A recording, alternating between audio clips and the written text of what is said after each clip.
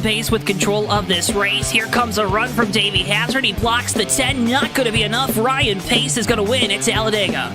Trying to hold off Wilson. He's done a good job so far. Wilson, one last desperate attempt to the bottom. He won't get there. Nick Curry wins at Bristol. Coming out turn number 2, coming down the back straightaway here. Looks like he's in a class of his own right now.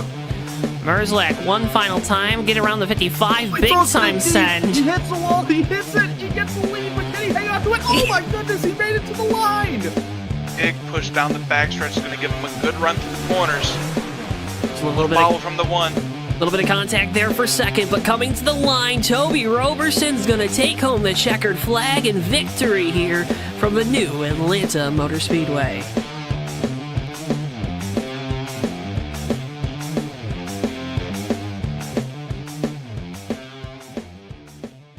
Before I wrap things up here in this segment, your thoughts on the type of race we're going to see tonight?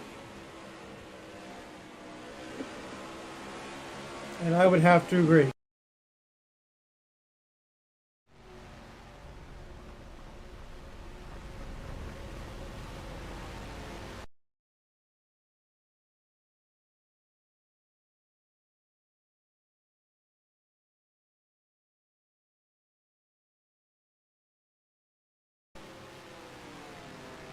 Ladies and gentlemen, boys and girls, children of all ages, welcome to tonight's feature presentation of the Peach State 300 from the Atlanta Motor Speedway Race 8 of the 2024 Maverick Cup Series season. We're so glad you're joining us here tonight on JTN. My name is JoeTowNetwork. Joining me up here in the booth tonight, you know him, you love him. He is the one and only Mr. Dewey Schramm III. Dewey, welcome to Hotlanta, baby.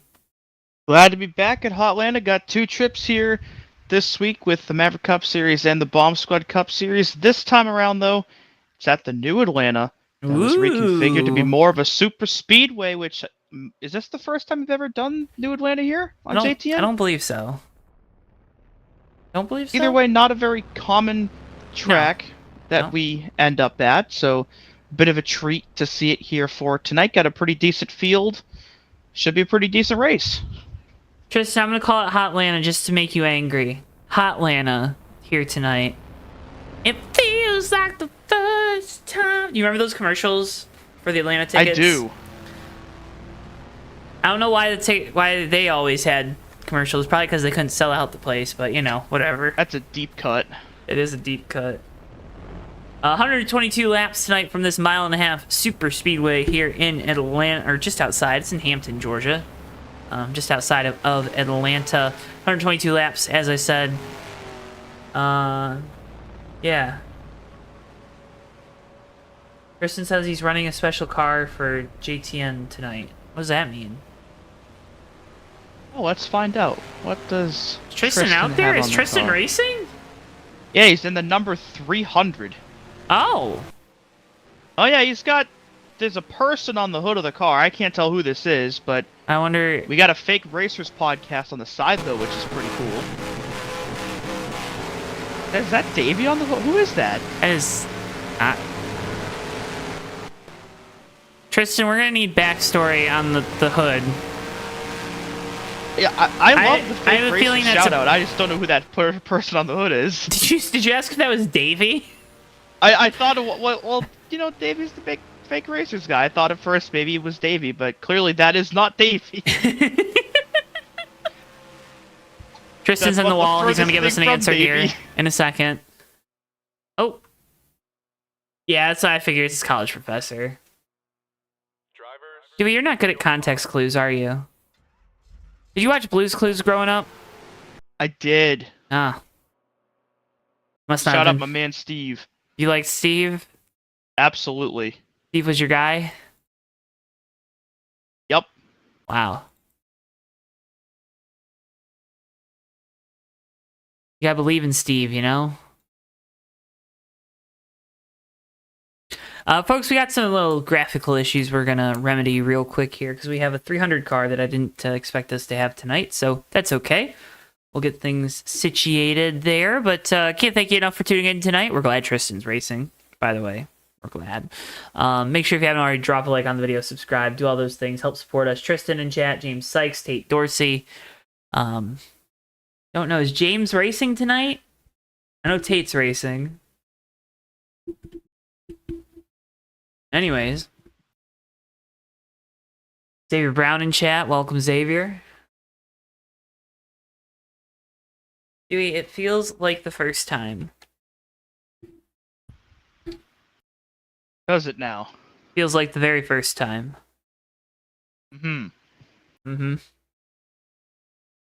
Well, there are a couple of very first times, though, here in tonight's race.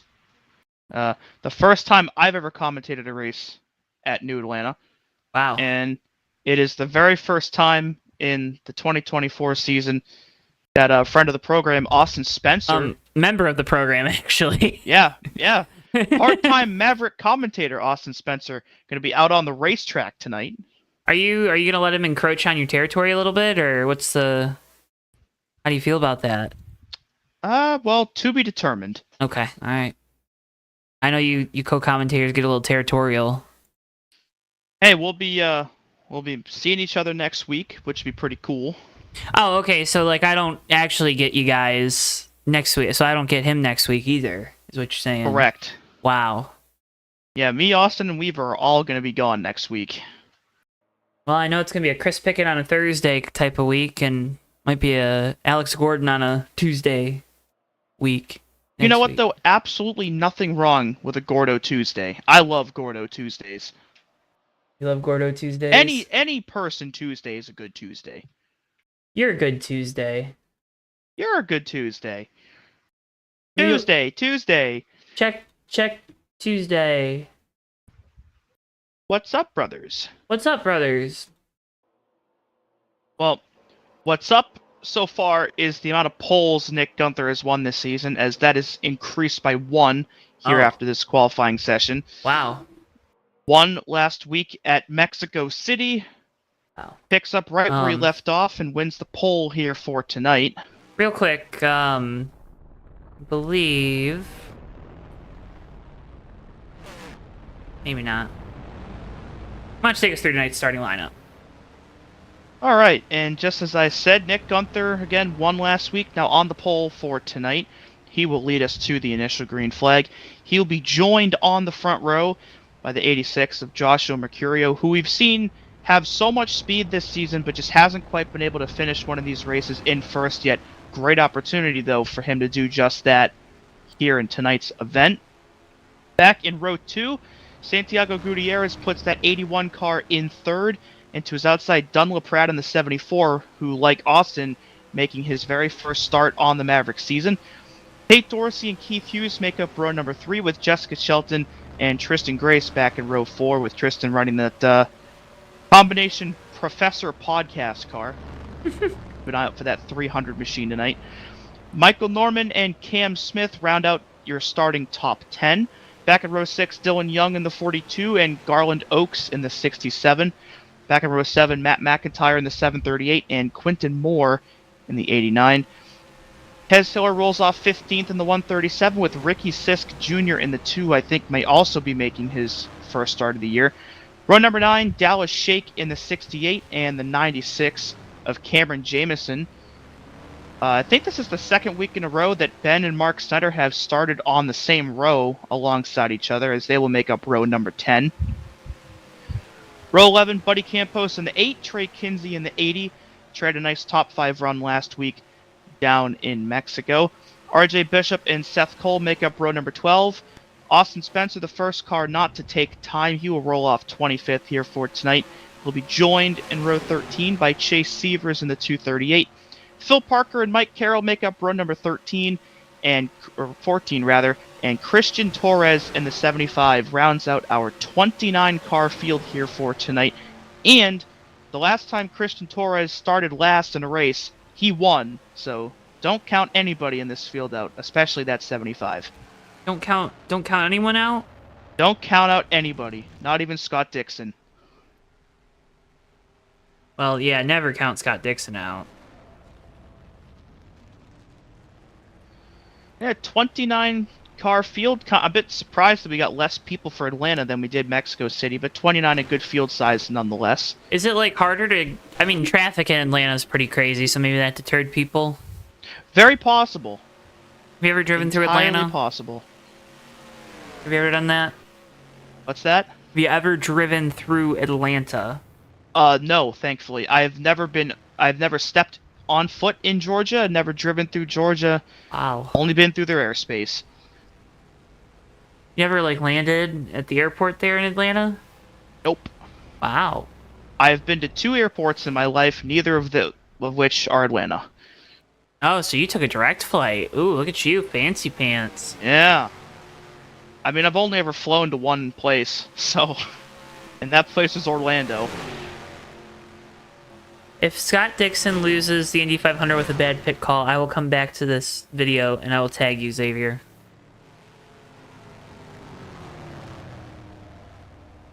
It's a good looking 2-car. It's a bold prediction. It's a very bold prediction. Looking forward, though, of course, to the Indy 500. With Kyle Larson, of course, attempting the double this year. And Jimmy Johnson's going to attempt the double in the broadcast booth, I think. Or at least he'll be in the NBC booth for Indy. That's pretty cool. Mm-hmm.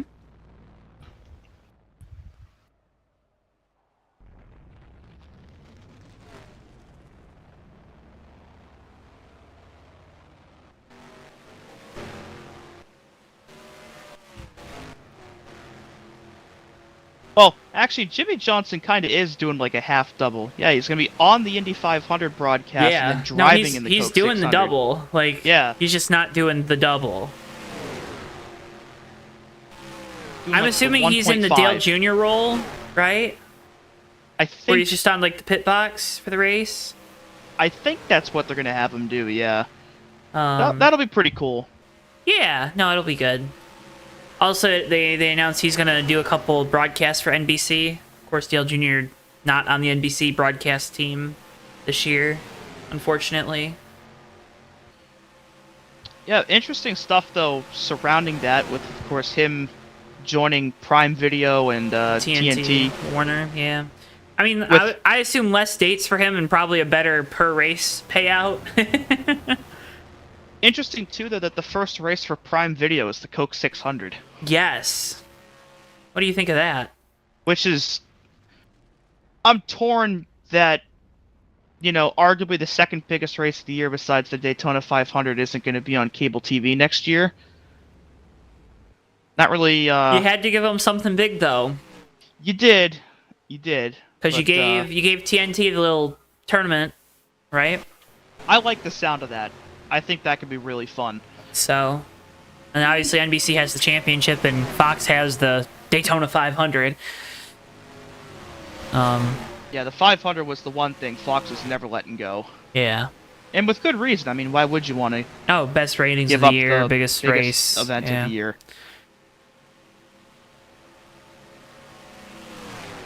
Look at Austin Spencer out there in that 53. Yeah, I watched him paint this car just before. What's the sponsor on it? You got the story behind it? I don't think there's any story. I think he just kind of did that. Oh, what's the sponsor? I forget what it says, because I forget things quickly sometimes. Why don't you look Give at us it? a little closer look. Let's see what we've got. Intense graphics. That's what we've got. Not a very graphically intense paint scheme. Well, when you're low on time, you got to make some concessions somewhere. I can see Austin back out there in tracks. Practicing here with Garland Oaks. Don't know what we're, this happy hour feels kind of long, doesn't it? Indeed.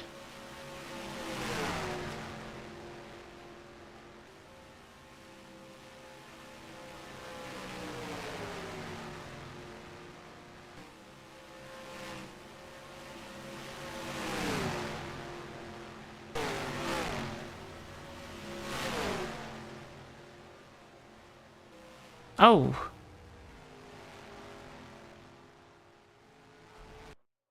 Alright, well, that ends, ends that. You ready to go racing? I am ready to go racing. Alright. Let's go racing. Field gets lined up here on the grid on pit lane. We wait the command to get engines fired here from Atlanta.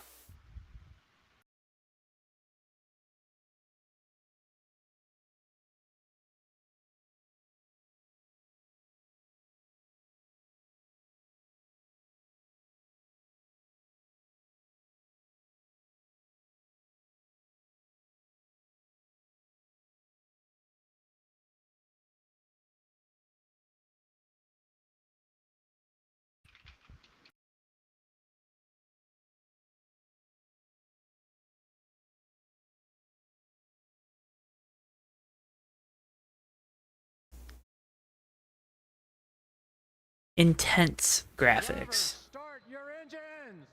You know what else is intense, Joe? Tristan falling out of the server.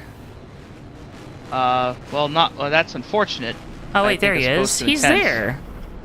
But you know what is intense though What's that? is camping. Hmm. And Yeah. also the next 122 laps, probably. Oh, okay. Who's that stuck on the grid? Is that Christian? Let's find out. There he goes. Now he's rolling. There he is. Yeah, of course, mentioned a minute ago, Christian started dead last in the 40-car field at Las Vegas and stole the win away on the final restart. I still can't believe we had 40 car fields at Vegas. So, an opportunity Oh. here to maybe do the craziest thing ever a second time. Allison, that is not good. Alice Rodrigo in chat saying couldn't make it, that his computer was all of a sudden behaving like an IBM 7094. Something to note as well, did a little on-track preparation here for tonight's yeah. event. Dewey was a race car driver tonight because he was complaining.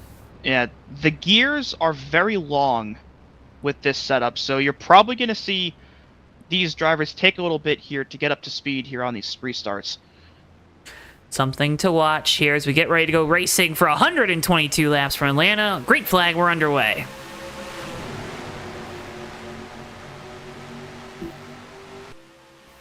Pretty even start there for our front row. Gunther on the bottom, Mercurio up top. Shorter way around the racetrack prevails as Gunther's able to clear Mercurio down the back straightaway. Looks like got one on the apron, perhaps trying to fall to the back and maybe avoid an Benjamin early incident. Snyder. That's Ben! Oh, we just came back! Oh, no. And that's going to be a big wreck in turn 3. Chase Severs and Buddy Campos are both involved. Morgan Wallen's involved. There's Christian, gets involved late. And lap 1, turn 3, yellow number 1 here on the night. It looked like Ben was going down to the bottom to, again, let some guys by and fall to the back, and then that car suddenly veered back up the track and ended up being in the center of it. Yeah, just going really slow in front of a lot of guys, right? Yeah, nowhere to go for Chase Severs and Buddy Campos, and you saw Christian there trying to slow it down to avoid those cars on the apron, but just couldn't quite do it. Let's go on board with Austin Spencer.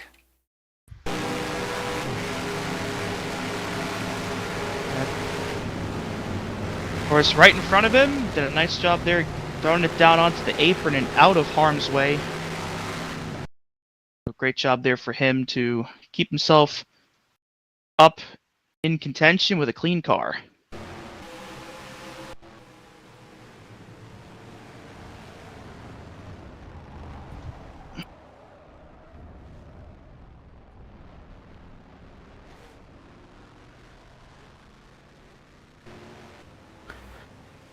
So, first caution of the night out here. I believe Benjamin Snyder has retired from the race. Is that correct?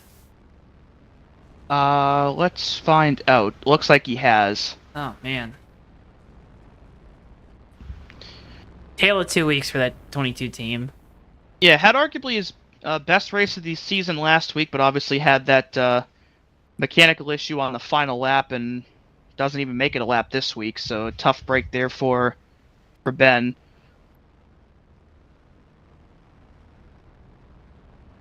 So 29 cars started this race, and very quickly now down to 28.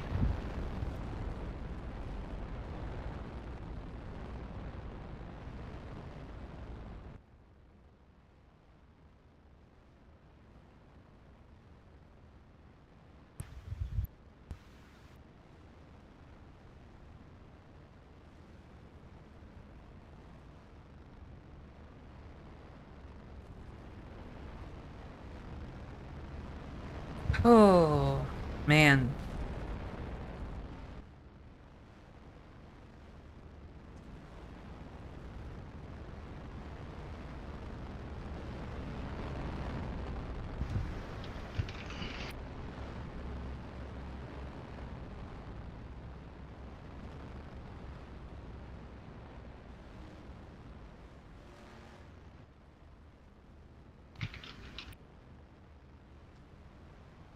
So, first caution of the night here from Atlanta. Nick Gunther out in front.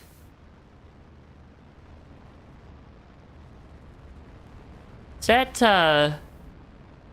81 That's, Santiago, right? Yeah? No? Thanks, Dewey. What's that? Don't worry about it. Santiago Gutierrez there in the Yo car. I love it. He's got a look at look at this car. That's amazing. I love that. That is amazing. That might be my favorite car in the field tonight.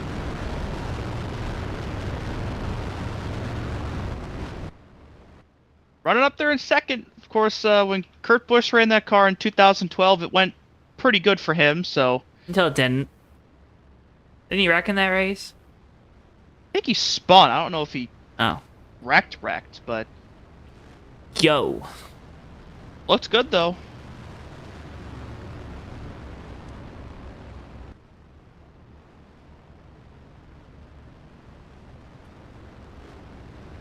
Alright, you ready to go back green?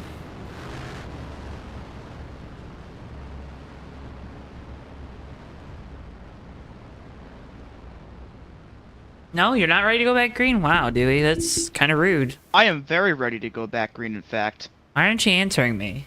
What did I do to you? Wow. Take us What are you back. Back away we go. Nick Gunther with a great jump there on the bottom on Santiago through the quad oval here. Bit of a separation, though, back around 10th or so. Dylan Young in the 42 with a very slow start there up on the top. He'll file in front of Austin.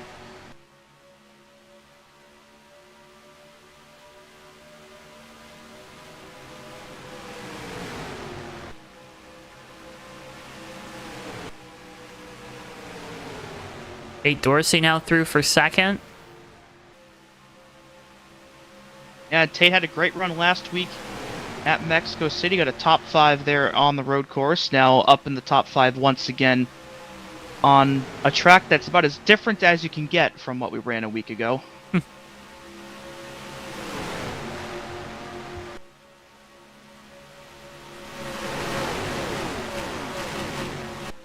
Low groove definitely the preferred way around this racetrack. Of course, it is more so a super speedway than, you know, the Atlanta that we all got accustomed to, but I think compared to Daytona and Talladega, it is way more difficult to generate runs up on the top than Yes. it is there. So if you're a guy like Nick Gunther, as long as this thing goes green all the way and you can control that bottom, you're going to be in a pretty good spot. Yeah, you're just gonna hold that red line down there this entire race if you're Nick Gunther and challenge someone and dare them to try to pass you on the outside. Yeah, if you want to make any sort of headway on that top side, you're going to need about probably 10, 12 cars at least to go up there. Probably going to need about 3 or 4 more at least than the amount on the bottom. So it's going to be quite the challenge for a lot of these guys to make moves happen up there at the top. But for right now, you see single file action besides Jessica Shelton moving right out of line as I said that. Of course. Running there in about 6th. Again, naturally, the race car Oh, drivers... big wreck in 3, Joe.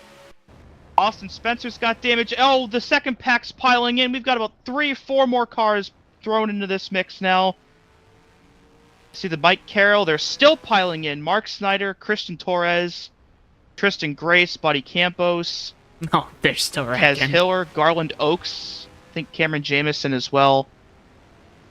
A lot of cars in this one. I'm not sure how it started, but the camera panned over and there were people all over the place. Camera panned over and they were wrecking. They were wrecking. Looks like Cameron Jamison gets loose by himself. Here's the replay. Yeah, looks like it. Weird place to nowhere for Austin to go or Kez Hiller. Still that damage now to the backside of that. And you can see the 53. rest of the field. Yeah, there's Mike Carroll, Tristan Grace, and there's Mark Snyder trying to get it slowed down and right in the back of Christian Torres. Man. So, about 10 or so cars involved in that when all the dust settled. Now look at it. Yeah, very weird how that 96 just kind of turned around like that, and then there's that big hit by the 25 in the back of Garland Oaks. And there's Mark to the back of Christian, and a parking lot there out of turn 4. It's Parking Lot Party. You ever hear that song? I have. So hopefully, obviously you can see some pretty visible damage on some of these cars, but hopefully fixable for those involved. Work our second caution of the night. I'd like to remind you folks, got more great races coming up here on JTN. Bomb Squad Race Cup Series action heads to the Atlanta Motor Speedway Thursday at 9:05 p.m. Eastern Time. Then the Maverick Cup Series heads to Gateway 8:30 p.m. Eastern Time 1 week from tonight. And then Bomb Squad Race Cup Series action returns from Chicagoland 9:05 p.m. Eastern Time. Those races and much, much more going to be live right here only on JTN. And presented by SchemeHaven.com. Looking forward to Thursday night as well, with obviously New Atlanta tonight, Old Atlanta Thursday, so a nice mix of track versions there. And I'm bummed that I'm gonna miss that slate next week. Both of those look very enticing, but I may not be here. But of course, Joe will, and the broadcast will. So be sure to tune in anyway, and click that like button.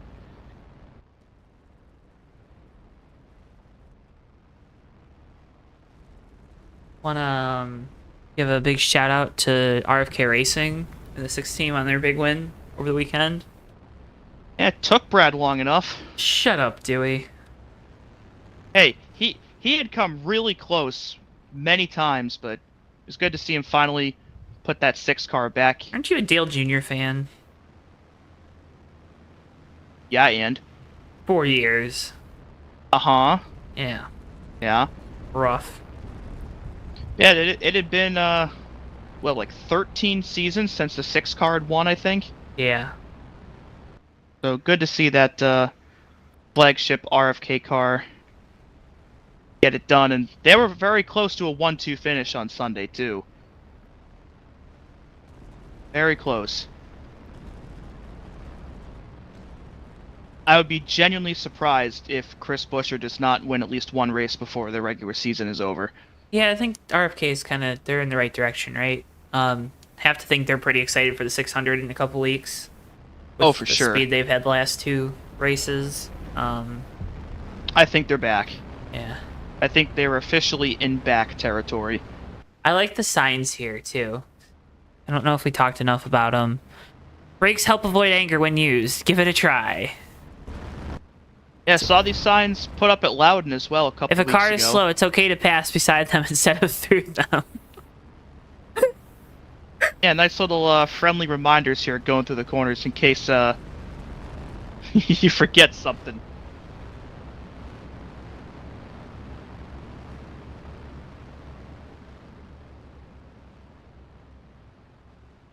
Imagine if, like, just life had pro tips. Like, if you walk out your door and on your way to your car, you just get a pro tip that pops up in your face or something. Pro tip. We're going back green. Here we go. That's a good one. That was a janky looking restart. Yeah, that was... I don't really know what that Something happened. was. I think they went, but it didn't go green, and then it went... I don't know. Anyways, we're back green. Nick Gunther clear with the lead once again. Dunn LaPrade now in the 74 behind him. Yeah, that outside suffered quite a bit from that discombobulated restart there, so That 74 car again making his first start of the year, now up into P2. Thinking about going up to the top, put his nose out there, still thinking about it. We'll see what he decides to do here. He's going to move up top, but Nick Gunther's going to block the run. And that's going to allow the 88 and the 08 to close back up, so this is a pretty intense battle up here. A lot of jostling for position, but the outside losing a bit more ground now with, looks like Tate Dorsey having a little bit of connection issues there up in that 6. Well, and as these tires, get older, these cars are going to start taking off up the racetrack in the corners. You're already kind of seeing these guys are not able to hold that red line like they were at the start of this race. Nick Gunther, your leader, we talked about it. You want to hold the bottom as long as possible. And, well, you're already starting to see these guys drift up the racetrack. See it in chat? Yes. Norton does a great job with these tracks. John Norton. He does. He's done some excellent work. This is one of them. And yeah, obviously when these guys have fresh tires, there's no better place to be than hugged along the bottom, along that red line. But as these tires start to fade more and more, it's going to become a little more unpredictable in terms of where these guys will be capable of going and how much they may have to slow down compared to what they are right now. But so far, still the Nick Gunther show. They're up at the front here on lap 17, and pretty much top 10 now is all single file outside of that 6 car. Most of the entire field is as well. Only a couple of side-by-side battles as they run right now.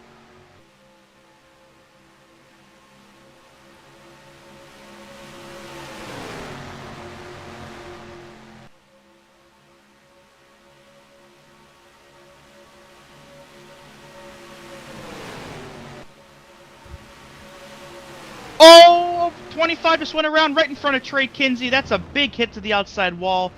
Jessica Shelton's collected in it. Austin Spencer just went upside down. We've got one car flying through the air. Mark Snyder just pile drove Austin Spencer, and we got about 4 cars flipping in this one.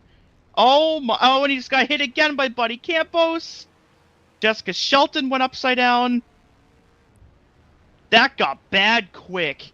Welcome back to the Maverick Cup Series, Austin Spencer. No kidding. I think he was only spinning like very slightly, got hit once and sent over, and then Mark Snyder threw him into the air. There's a big hit by Mike Carroll, and there's Mark with, oh my gosh. There's the 9 barrel rolling. You saw Mike Carroll going over as well. There were some massive, massive hits in this wreck, and just guys that just couldn't get it slowed down at all. And this one starts... The 25, I think, was the first one around. Yeah. Kind of got loose on his own in the bottom in front of that 80 car. And it's Phil Parker going around. Tate Dorsey barely escapes. Same with Trey Kinsey. And there's Austin. I don't know if he lost it trying to slow down or if he got help, but... Gosh! I don't know what was happening. They just kept piling in. What was happening with the 27 there? I shouldn't be laughing, but he's like sliding down the banking and like gaining speed.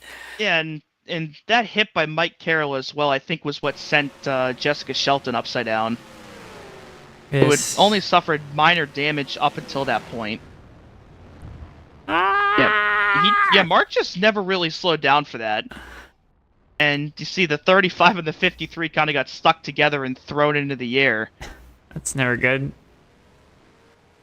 So, Jessica Shelton, Austin Spencer, Mike Carroll all are out of the race. Oh, man. As a result of that. Not surprising to say the least, though, because those were some massive hits. Like, the 9 would have been fine if it ended right here. But then it did the not. 35 just threw her up in the air, and at this point, I don't know what happened with the 78 too. Like, yeah, there were quite a few plows in that one. Snow plows? Honk honk. Just plows. Yeah, 6 got lucky. Everybody else behind him, not so much. Gosh. Yeah, the 35 and the 27 just never put the brakes on, and... Oh my goodness. You get that with those big jobs. You get that with those big jobs. Do we want to go on board with 35? I think we should. I Okay. think that'd be a good view of what we just witnessed there. You know, sees the smoke and 2-car tried to slow it down and he just wow. Gosh. And I think that was the 27 hitting him there at the end, but Yeah, let's go on board with 27. what a hit. Here's the view from Mark Snyder. Trying to avoid it, got loose, and kapow. Play some Miley Cyrus, because boy howdy, a couple of them came in like a wrecking ball. They sure did. Cameron Jamison also had retired from the last incident, so we were down 5 cars here on lap 22. Look at the pace car. Pace car's all cattywampus going through the corners. It's doing something. Seth Cole, Buddy Campos, both down a couple laps apiece. 100 So- laps to go when we get the green. Yeah, and already some contenders in this race are, Out. yeah, now out of it. Dewey, why would you do this? How would I do what? Why would you take these guys out of this race? And too bad we couldn't get Austin Spencer to join us in the booth.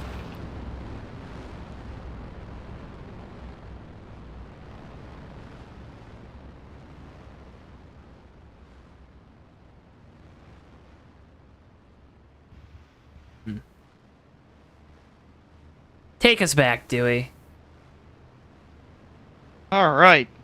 Nick Gunther going to lead us back to the... Nope. Oh, no, he actually is not going to lead us back to the Wow. green. My camera was focused in the Wasn't wrong even place. paying Cam attention. Smith and Keith Hughes are taking us back to the green here as we make our way down to turn 1 with 100 laps remaining here at Atlanta. Kind of just assumed Nick was still leading. I assumed wrong, but that's Well, you see what okay. happens when you assume things? Yeah. What yeah, happens? Don't assume things, kids. What Don't do that. happens, Dewey? Yeah.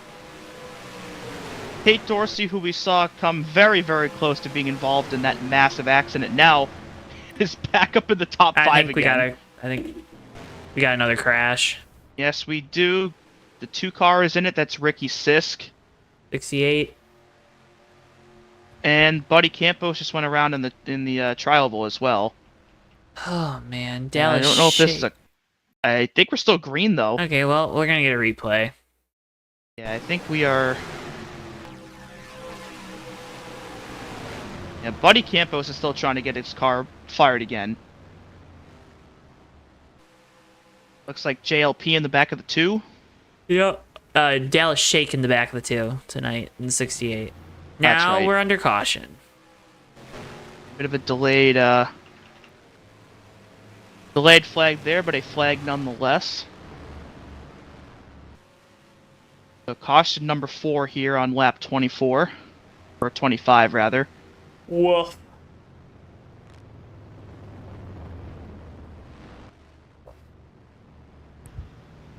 Do you wanna do a podcast real quick?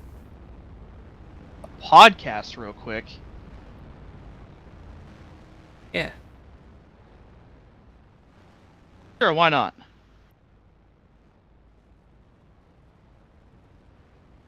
Why not? Got some pit stops though in the meantime. We do. Saw those guys that just stayed out there for this restart, making their way down pit road this time around. Craig Kinsey, Tate Dorsey, Keith Hughes, Cam Smith. Who was the leader? I can't believe Mark Snyder is still on the racetrack after that huge hit that he had. His car doesn't look to be too damaged besides the roof. Like, I can't believe that car's still going. Oh, believe it. He's motoring along there under yellow.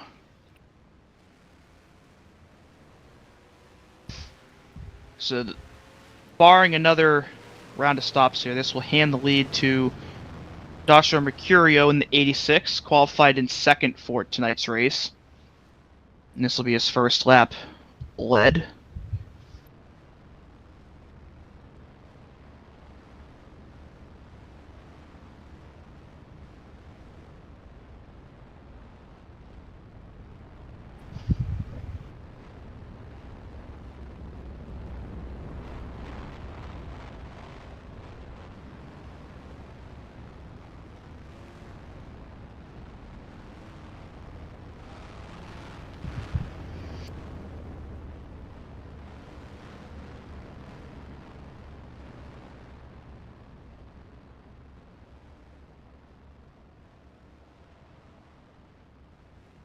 Are the Bees playing tonight? They are. They are up on the Panthers after period 2. Oh, that's good. Well, For for them. now. Yeah. How do you feel about that? Not great, because they got to win out to not be eliminated. And they've been playing like garbage, so... Yeah, guess it isn't all the refs, huh? Oh, no, it's Stay classy, not. Boston. They have been garbage the last 3 games, but, That one goaltender interference call in the last game, though, that wasn't a call. That was, or that, that was, is one of the or- worst non-calls I've ever seen in a game ever. Yeah, that was not terrible. Good. That was pretty bad. And I hate Yeah. Boston. The Bruins. I don't know about the city. Yeah, well-known hatred here, but, like, Yeah. I don't know. Like, you never want to be in a situation where you feel like you have to blame the officiating, but it's also very frustrating when, you know, the team as a whole just can't really generate what they need to, and then the officiating sucks that bad on top of it. It's just all around a very, very frustrating set of circumstances. For sure.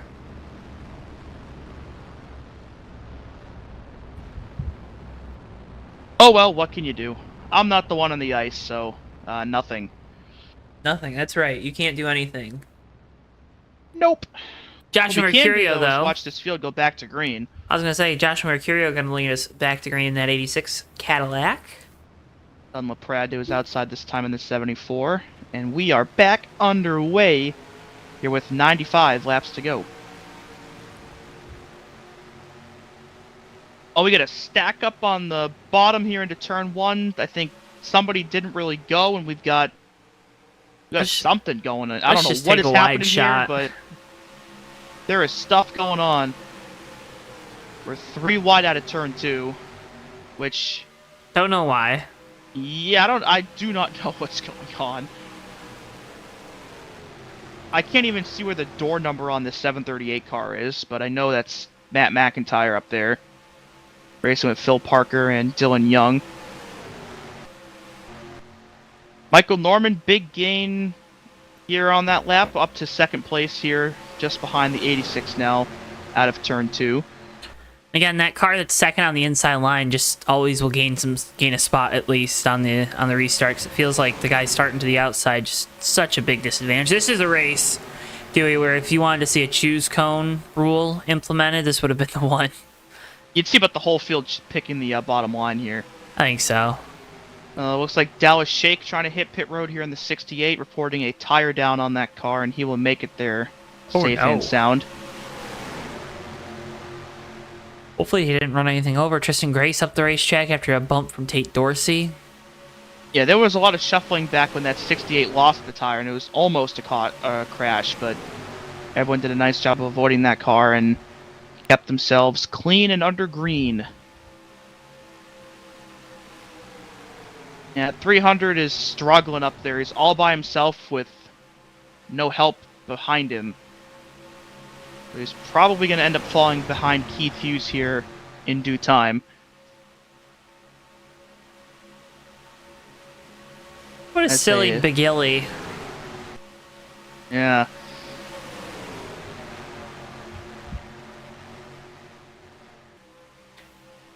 Right now we're just all protecting the bottom right now. About all you can do. And it's the only, yeah, I mean, Michael Norman second, he's protecting the bottom. Nick Gunther in third, he's protecting the bottom. Quentin Moore in fourth, protecting the bottom. Tristan Grace in fifth, or he was fifth, not protecting the bottom, because now Dunn Laprade, who's also not going to protect the bottom. He's going to try to make a pass there on the outside in 74. That'll allow Cam Smith to get to his inside. Moore up the racetrack a little bit there, the 89. Yeah, but I think part of what you're seeing right now as well is, you know, there's still 90 laps to go.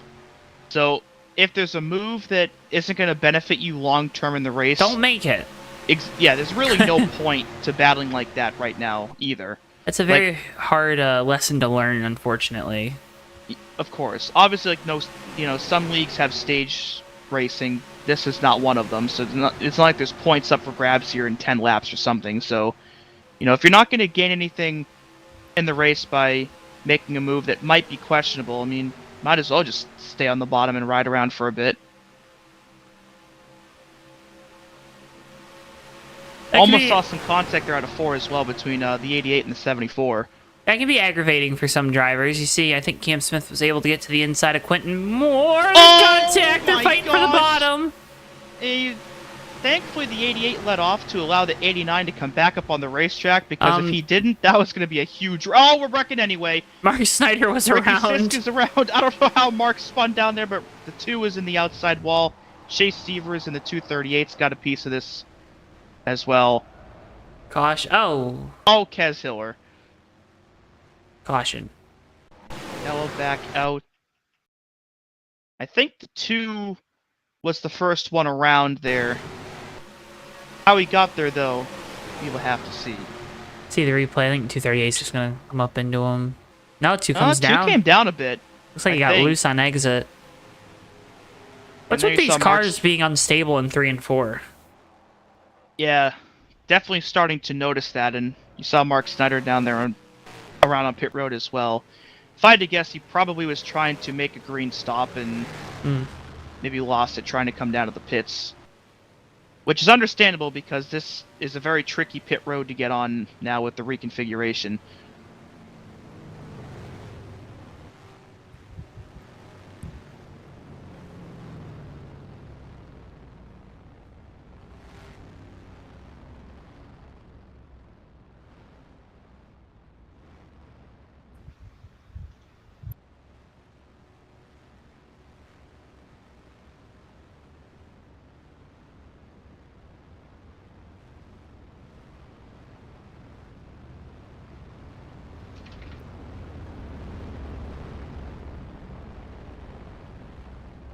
So, vast majority cars coming down pit lane here under this caution. Oh, Bit of contact, a little bit. or maybe more than a little bit. Well, pretty sure a pit crew member got smushed there, but Oh, got a little contact in turn 1. Bit of a stack up with the 80 and the 42, but they're all good now. So it looks like we're going to have Tristan Grace leading us to the restart unless he elects to pit here.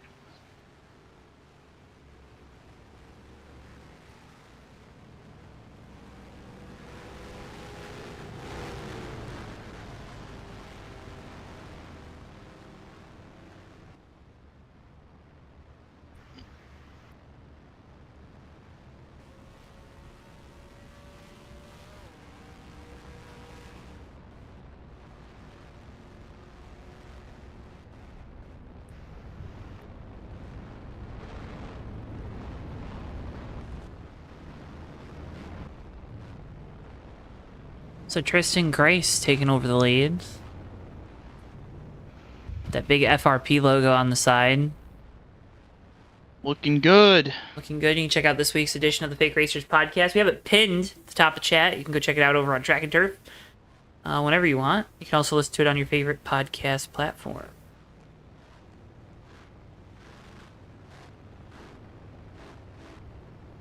What about the Real Racers podcast? It's literally like every other podcast. Got me there. Pace lights are off, though, so we've got the 1 to green here. We'll have 84 laps left here at the restart. Tristan Grace, Quentin Moore now up in P2. Cam Smith, Keith Hughes. Buddy Campos is a lap down, as is Matt McIntyre. I'm not sure how they ended up there, but they're there. Kez Hiller also retired under that caution with an ignition issue. The 137 is done for the evening. So a bit of an interesting set of circumstances here for the restart with the 8 and the 738 up here, not on the lead lap. So Dylan Young in the 42 in row 4, but restarting in 5th. So we'll see how this field attempts to navigate these two cars, because I'm sure they're going to want to shuffle them out quickly. Now, why would they want to do that? I think there's just a general thing where if you're a lap down at a super speedway, they just kind of don't want you up there. Huh. Well, 738 got a little bit of a slow start. Might be a bit of why. That's going to make this a little interesting here in the trial going into turn 1. Mark Snyder also with that engine damage started up there and trying to get around him now on the bottom.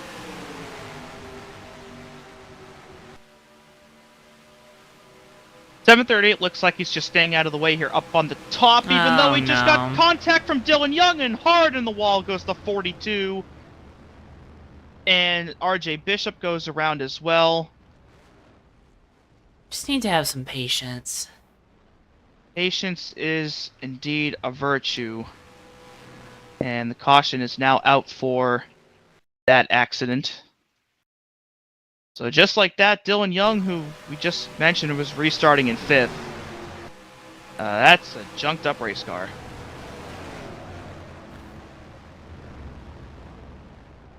Couple of near misses there going around that 42 as well.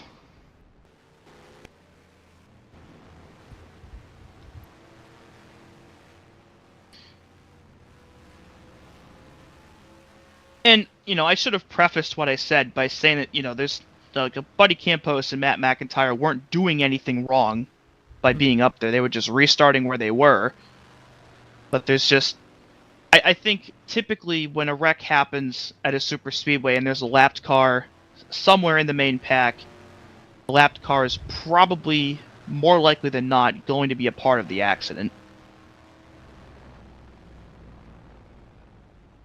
And again, not an indictment on anybody that is a lap down, but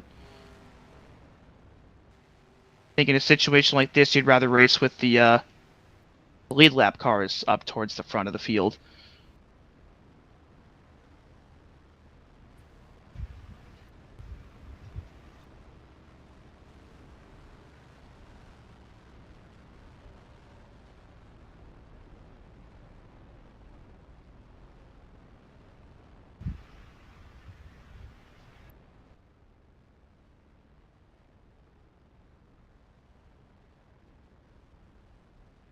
Dude, I'm disappointed.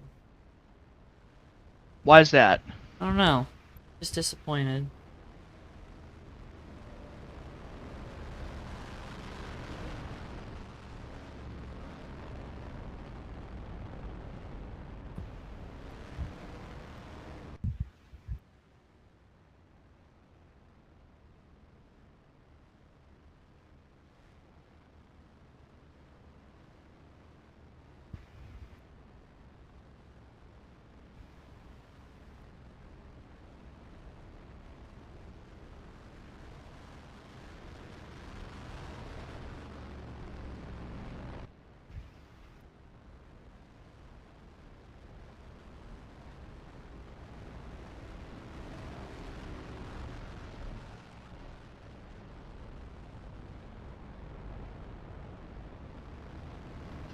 I think we're on about caution number 6 or 7 here now.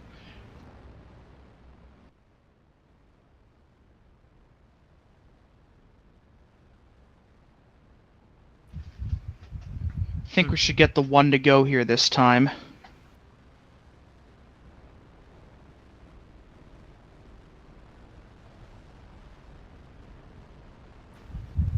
Nope, I'm a big fat liar. We will be under green, Wow. under yellow for another 2 laps here. Unbelievable. Zach, we're always having fun.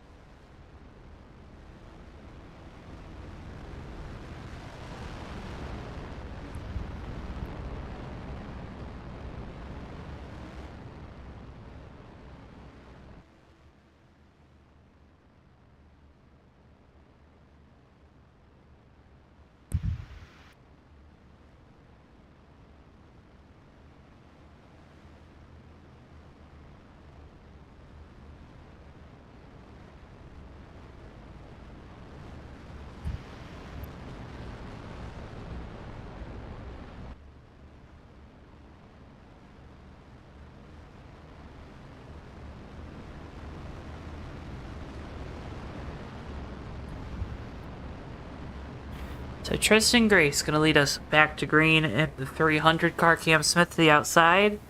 Keith Hughes, Quentin Moore, and Joshua Mercurio, your top 5. And restart coming to lap 44 of 122 from Atlanta.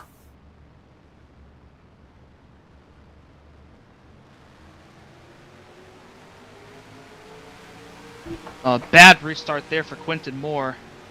Wonder if he perhaps missed a shift there across the line.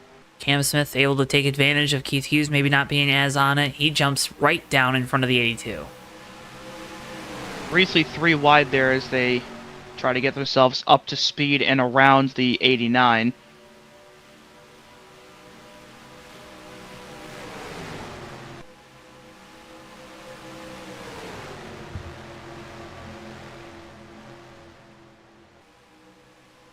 Cam Smith all over the back bumper of Tristan Grace here across the line, basically pushing him He's through pushing the him. tri-oval. He is pushing him, that is for sure. Have to be careful. Yeah, can't do that in the corners. I mean, you could. Probably won't end well, though. Well, Probably won't end all that well.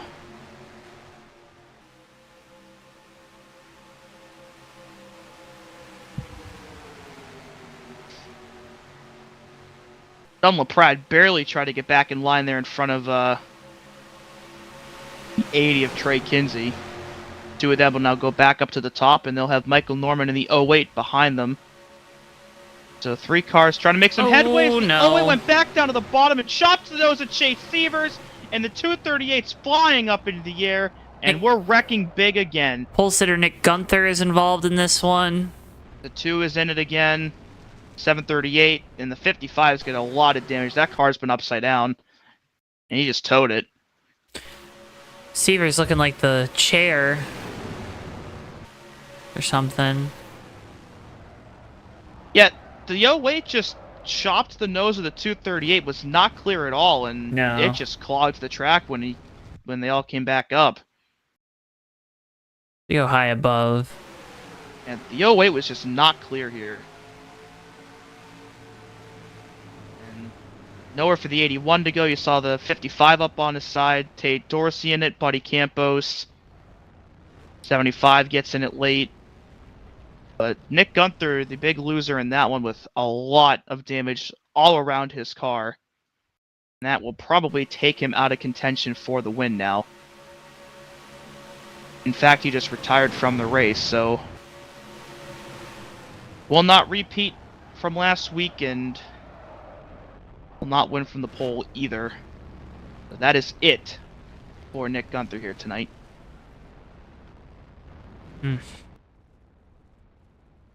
Definitely gonna be a very frustrating night for that 55 team once again. Looks like Garland Oaks has retired from the race as well. I'm just confused as to what the the 08 was doing there. He just wasn't clear there. And a lot of wrecked race cars as a result.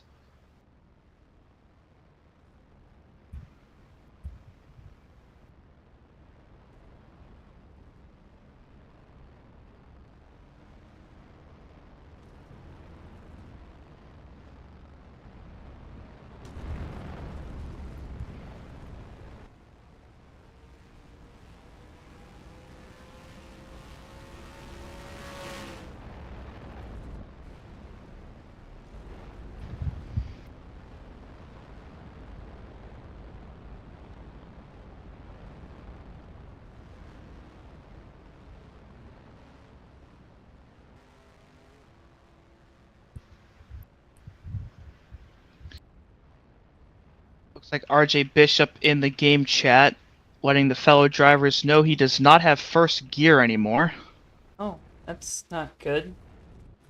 Yeah, it's gonna be, with how long these gears are, that is gonna be very, very detrimental on restarts. Now, when I was doing my little prep work earlier, I was noticing you were getting up to about 110 or so miles per hour before you shifted up into second gear. Wait, what? 110? Yeah, it was maybe not that high, but it was definitely higher than it usually is, especially on plate tracks. So that 77 is going to suffer greatly here on the restarts here for the rest of the night. Who's not suffering on restarts right now, though, is the 88 of Cam Smith. He's going to lead us back to the green of Don LaPrade to his outside. The 86 behind him.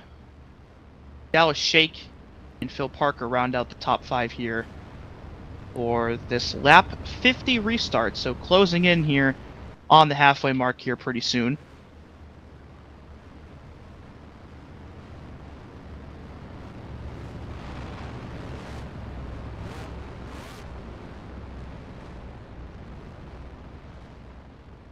Closing in on the halfway mark.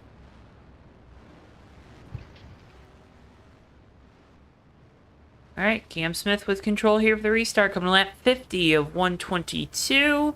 On the pad to the outside, as Dewey stated. And back away we go. Green flag once again here from Atlanta.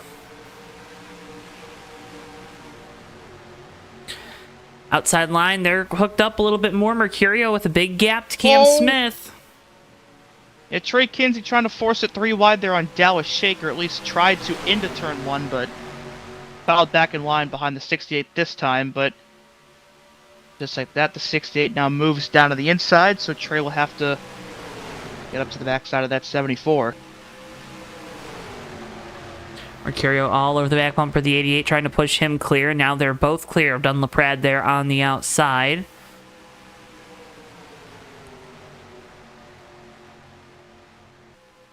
Dallas Shake there now in the 68, trying to take third. Yeah, pretty solid run so far for Dallas. Just involved in that one incident a few cautions ago. Yeah, Chase Severs, though, running back here, and I think 9th right now. He's been in 4 accidents already tonight, but back in the top 10 already. Hey, one night at a time, like it says on the side of the car. Indeed. A very resilient group is that 238. Definitely not been his night with all the different incidents, but a top 10 run still as they run.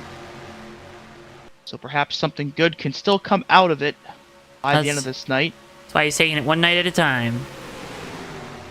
Pretty much one lap at a time at this point. Well, Mercurio thought about moving for the lead. Cam Smith had none of it, though. And the 88 will continue to lead it here across the line. Definitely doing some defending here already. Trying to control both of these lines.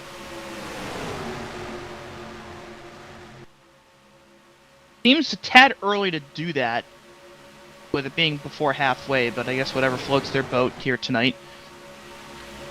now we're starting to see the outside line getting a little bit of a push. Yeah, really the first time you've seen this all race. Dunn not afraid to kind of squeeze those guys on the bottom right now in that 74. That's something to watch here, Dewey. Big risk, though. Oh, big risk. Especially as these tires continue to wear out more. When these guys start to wear out their tires more, they're going to need that extra space to wash up the track, and if you're pinching still, you're going to be the one that pays the price for it. What happens when you pinch? You pay. Ah. You pay. RJ Bishop is about to be in the top 5 despite not having first gear, which is insane. Trey Kinsey now clear from that outside line in the 80. Yeah, great job by Dunn and Trey there to use the Cam outside of their Smith. advantage. Well, Mercurio's going to go 3 wide. Oh, no. Oh, that's going to be tight. Cam Smith below him, Tate Dorsey above him. RJ, Bishop big move to the moves bottom. down, up into 4th. Oh, and there we go. Mercurio's in the wall and the 6. 2 cars And around. Another one spinning. Ricky Sisk. Yeah, kind of figured that was not going to work for very long, and Field is, it did not. Okay. Field was slowing down like there was a caution, but the caution hadn't been thrown yet. It looks like it has been now. Now it has. Man, it feels like it's something every week with Mercurio. He's got so much speed week in and week out, and No luck, he'd have... just keeps getting wiped out and stuff. Was it, he didn't have bad luck, he'd have no luck at all. Yep. Here's a replay of it. You saw it live. Definitely seems like bumper grab there off the 88. It seems like the 88 coming up into him. All that too. Um, And I mean, 2 just lost it, I guess. Yeah, the 88 definitely moved up half a lane, but also seems like that was a bit of a bumper grab kind of spin. Bumper grab is usually off the rear bumper. Are you talking like a little bit of warp, maybe? Maybe a little bit of warp. Kind of looked like off the right rear bumper, Yeah. though. If that, I don't know if that was bumper grab. We'll see. Bumper grab. Either way, though, not ideal, of course. Oh, of course. Cars wrecking is never ideal. Approaching halfway in this one.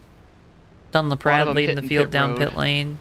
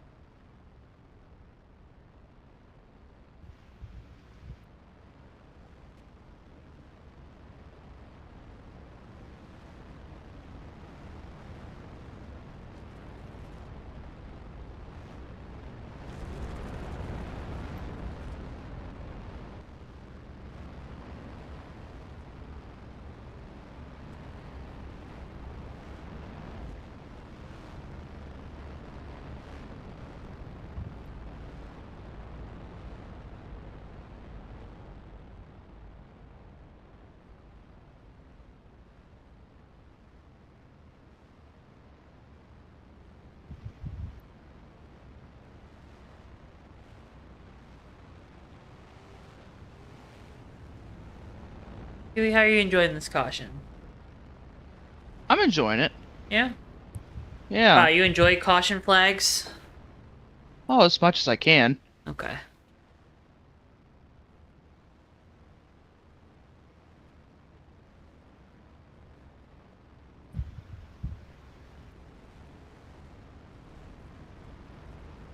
Kristen Gray's gonna have control here for the restart. Dell Shake gonna be to the outside in the 68. Santiago Gutierrez, Michael Norman, and Quentin Moore, your top 5. They all did not come down the pit lane under this caution.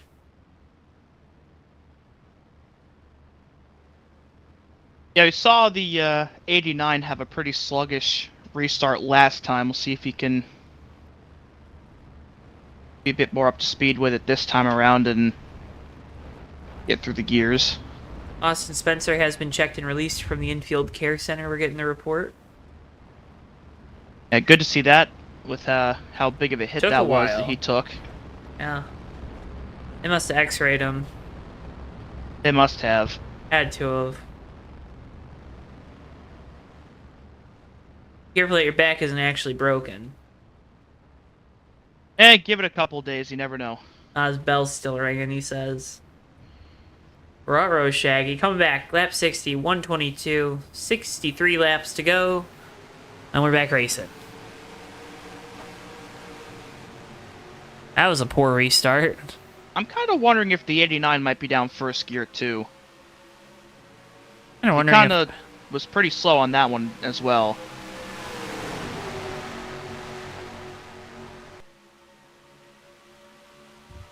RJ, though, despite not having first gear, is still managing all right here. Yeah, I don't know if it's as big. I wonder, it's because second gear is really short, right? Yeah, second gear was definitely way shorter than first gear, so it might be a situation where second might not be maybe any less or any more detrimental on a restart than first. Especially with how just long first gear was. So maybe RJ's got that figured out now, even though kind of had to keep racing. Thelma Prad moves back down to the bottom. Tristan went up the there to 08. try to pull Dunn along, and Dunn said, "See ya, I'm done with ya." He did. Now he moves back up to the top. Oh, you gotta hate that if you're the 300 car. Oh, 77's warping. Oh, this might not end well. Don't worry about it. We've had some pretty bad warp wrecks in Maverick before, hoping not to add to the list right here. Don't worry about it. In the meantime, though, Dallas Shake's still up at the front, up at the front, leading this thing. And really nice job by him so far in this race. Michael Norman still all over the back bumper of that 68, trying to find a way around him. As we're now past the halfway point.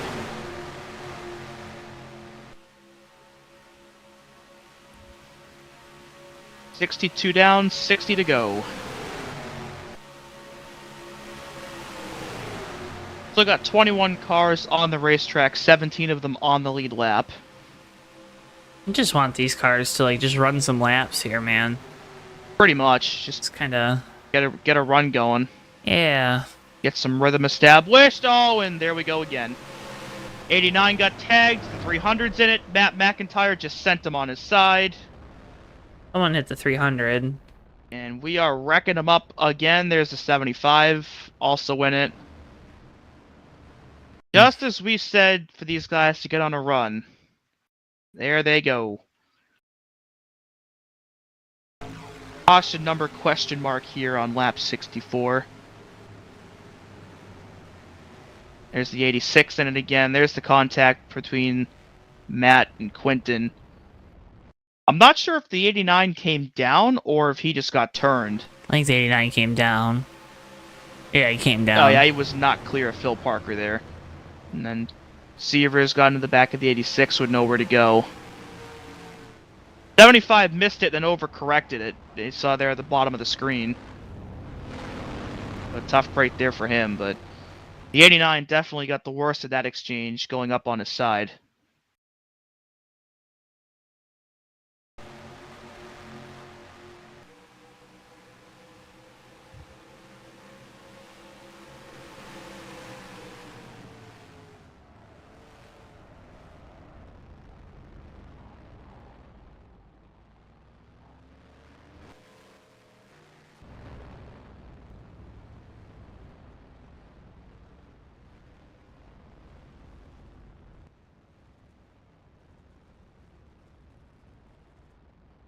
As Dewey said, working caution. Caution something. Dallas Shake out in front of the field in that 68 World Racing Media Toyota. I'm sorry, it's a Lexus. So kind of a Toyota, just a little fancier.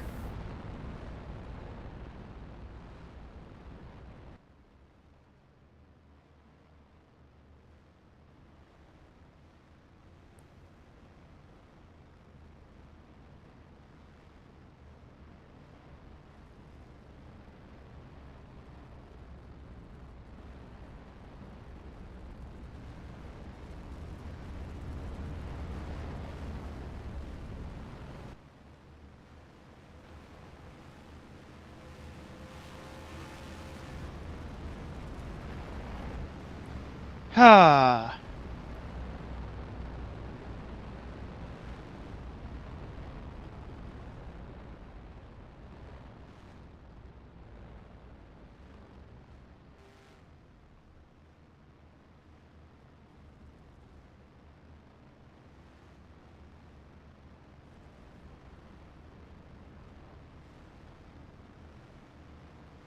Got some guys hitting pit road here under the yellow.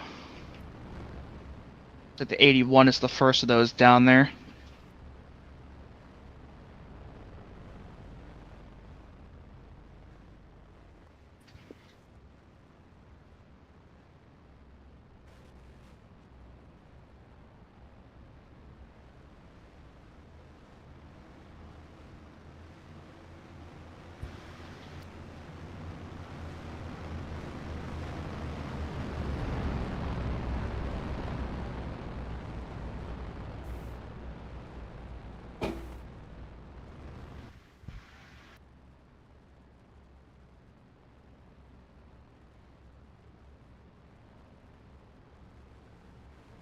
We come back to the green here on lap 68. We'll have 55 laps left here.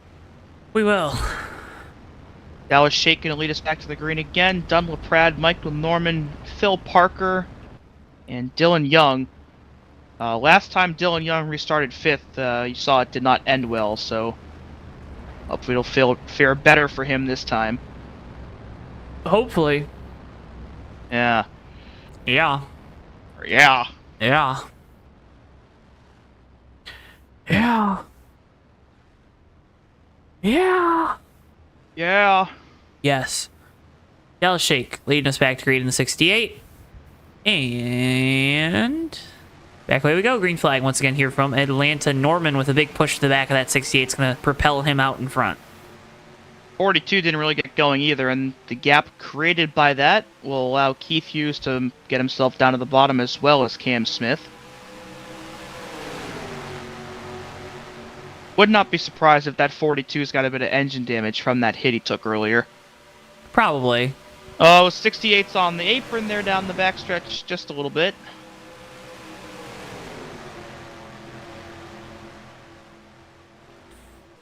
Back's kind of splitting in two here already.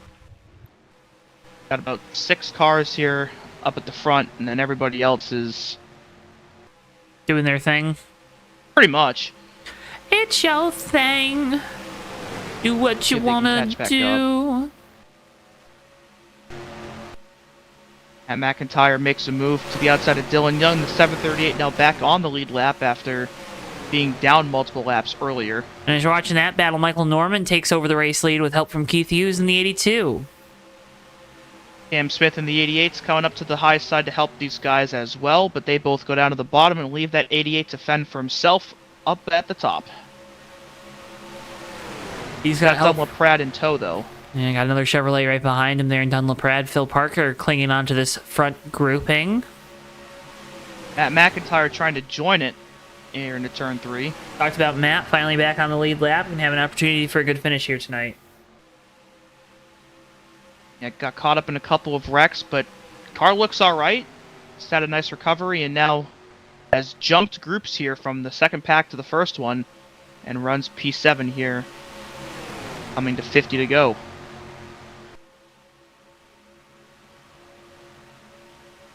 Looks like the packs, though, are starting to form back into one. As you see the 81 and the 80 now coming up on the 738.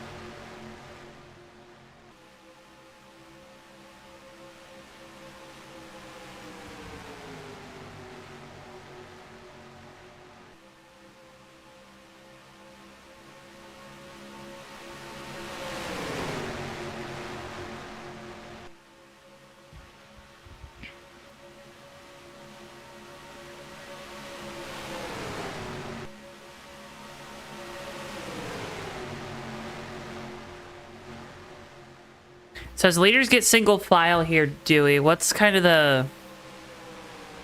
Never mind, Dunn LaPrade going to look to the outside for third now. Keith Hughes going to also kind of shade up there to try to take away the run from the 74. What are the things you're looking at as we're kind of winding this race down? What are those little, extra bits that you're trying to find out of your race car right now? Well, maybe not so much, extra bits at this point, but with about 45, 50-ish laps to go, what I'm looking for now is going to start to be tire wear. I mentioned it already a couple of times in this race that once the run gets further and further in, those tires start to wear more and more, and these guys can't hug the bottom as much as they are at this current moment. So if this runs green all the way, what I'm going to be looking for is tire conservation to see if there are going to be guys that can hug the bottom longer than others, or even if they can at all. Because I think by the end of this run, if it stays green the rest of the race, we're going to see a lot of guys running up against that outside wall. Which, of course, will be a very interesting change of pace compared to what we've seen all night so far. Oh, man. Oh, no! And there goes the wait, and this run will be over right here. We're Oh, wrecking the 25 just went around right in front of RJ Bishop, right in front of Mercurio. They both miss him somehow. Oh, they're And wrecking Ricky back. Six just got plowed by the 75. And I think we're back under yellow.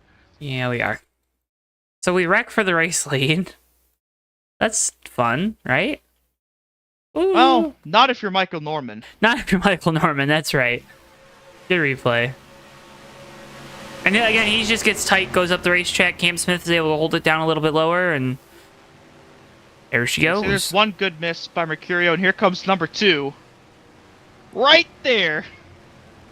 And then I don't know what happened with the 2 and the 75, but the 86 just had probably the 2 best avoidances of the race, about 5 seconds apart from each other. We'll go on board with Mercurio next. Here's what happens. I think the 2 just woes up a lot for the smoke. Oh, wow. Yeah. 75 didn't quite, Do that. yeah. Let's go on board with Joshua Mercurio through this one. Here's avoidance number 1, of course. Is going to have the 08 come right up the track, right in front of him. Barely misses him there up on the high side. And here comes Phil Parker back up the hill, and he's got to go one way or the other. Chooses the right one. And there's avoidance number 2. Always, if you can, choose the one that has more space in it, right? Absolutely. If possible. If possible. Pit stops here under caution. Santiago Gutierrez is going to win the race off pit road in the 81. Keith Hughes is going to be second. I think Mercurio going to be third. Trey Kinsey and Dunlap Rad.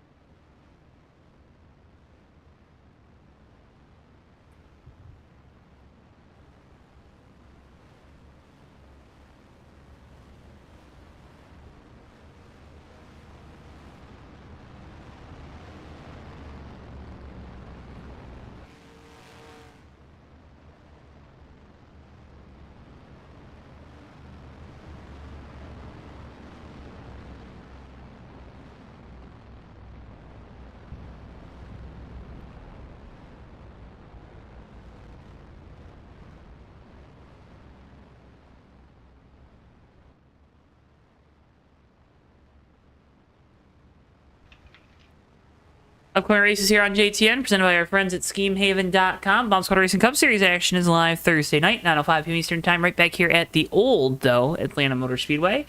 1 week from tonight, Maverick Cup Series action heads to Gateway, 8:30 p.m. Eastern Time for that one. And then next Thursday night, Bomb Squad Racing Cup Series action returns to Chicagoland Speedway, 9:05 p.m. Eastern Time. Those races and much, much more are going to be live right here only on JTN.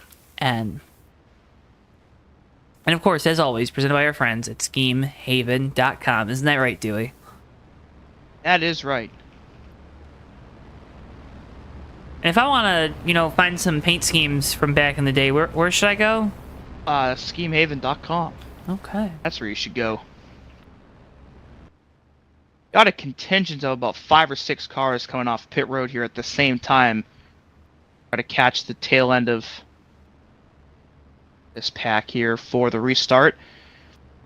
Matt McIntyre and RJ Bishop on the front row for the restart this time. Again, the 77 still without first gear.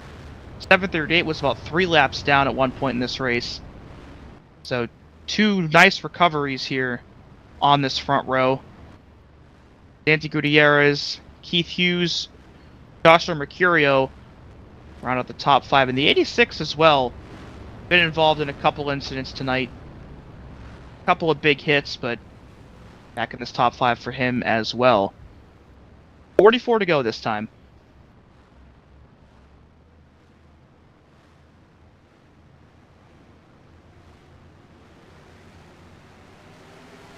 Restart, green flag, we're back underway.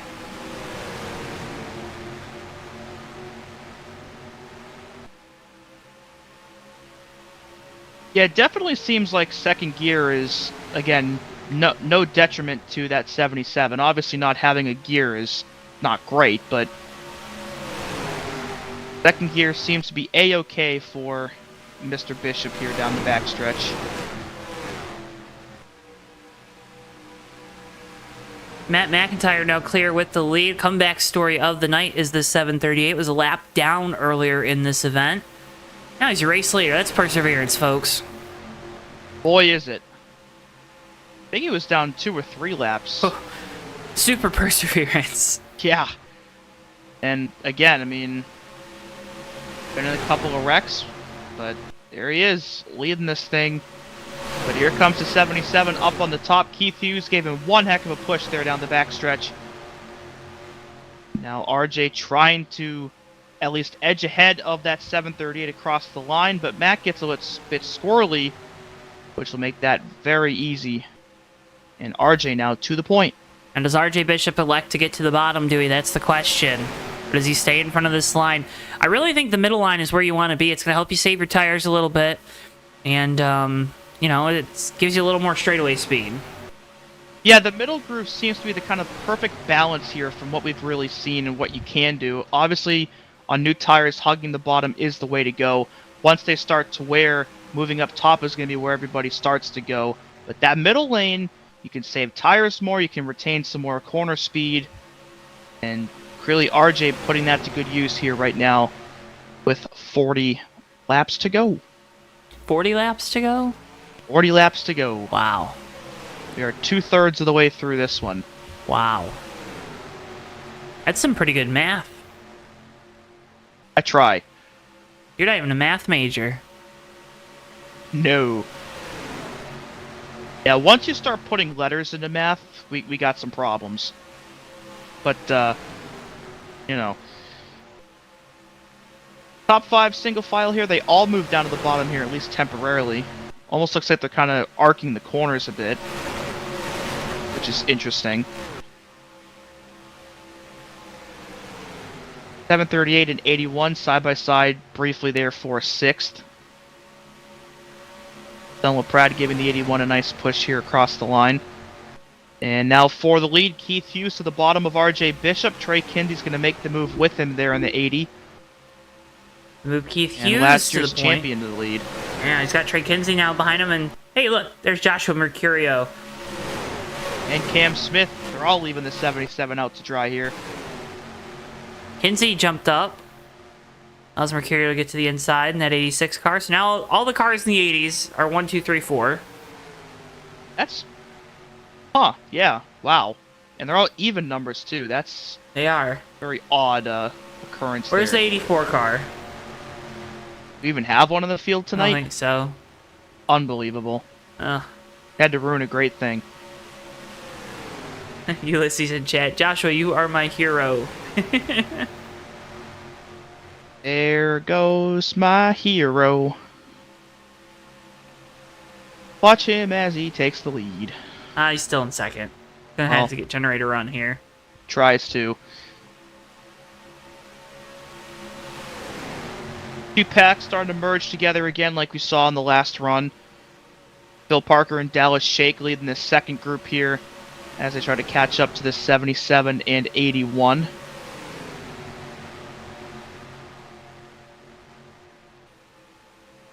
Ricky Sisk and Tate Dorsey right behind these two as well.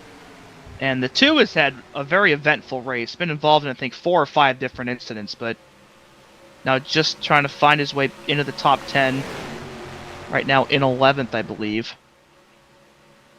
And I'm not quite sure what happened to Matt McIntyre, but he's now back in 13th, and he's about to lose the draft of everybody in front of him. As the leaders are trying to make their way around Mark Snyder, but RJ's in the wall, and now he's flying into the catch fence and up into the air. The 81 is involved as well, and RJ Bishop just took a ride for the ages here at a turn 4. My gosh. Oh, Chase Severs just flew through that, and he Oof. just slammed the inside wall at the end of pit road. Dewey, Wow. Man, this is scary. Maverick Airlines Flight 77 has been cleared for takeoff. Oh my goodness. Wow. Wow. I think they were trying to avoid or go around Mark Snyder on the bottom, and at some point RJ got stuck into the wall and was riding it, and somebody hit him and up they went. Yeah, the 81. What a tumble. Big hit to the rear for the 81 as well. There's Phil Parker also in it. There's Matt hitting the 77 late, and I guess like Chase Severs just never slowed down for any of this because at the we can get a replay of it after, but at the tail end he just flew through the tri-oval and went head on almost into the pit wall.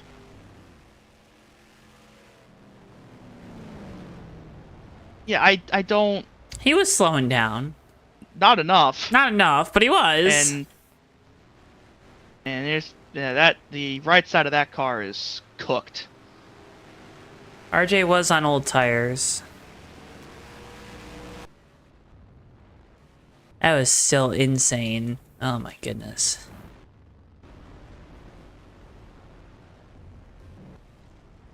Mercurio wins the race off pit road. Go ahead. That was all I got. Yeah, the comeback story for RJ, needless to say, is over. Phil Parker also out of the race. Mark Snyder had a camshaft go sour, so he's done as well. So we got 3 more cars out from that caution, which I think leaves us with 18 left on track. So almost half the field out of this one now.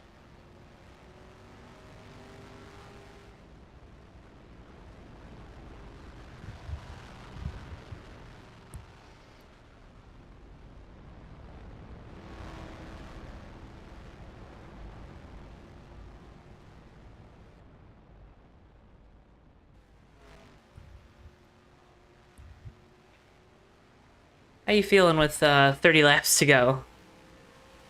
Feeling all right. Yeah? Yeah. You're feeling all right or all right? All right. Or all right, all right, all right?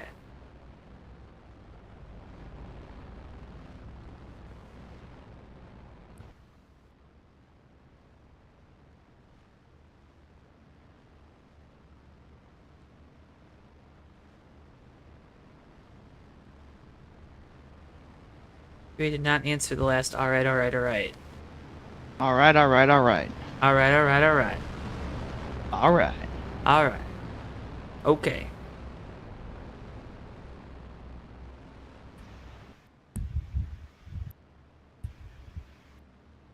Joey, what would you do without me? Not commentate, Oh, but I like doing that. okay. All right. Whew. I was like, oh man. But he said that, folks. I didn't think he wanted to commentate.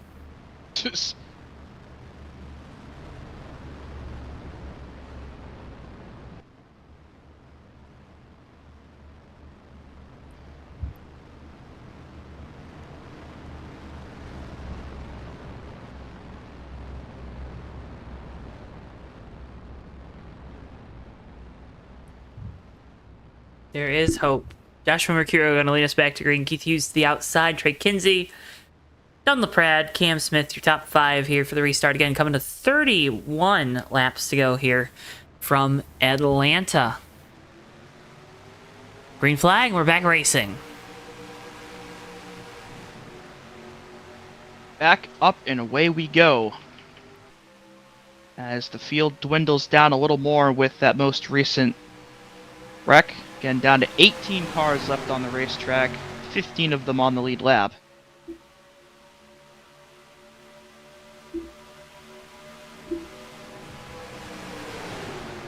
All those 80 cars still up here at the front. They are. 1, 2, 3, 4 once again. Oh, it's up there too.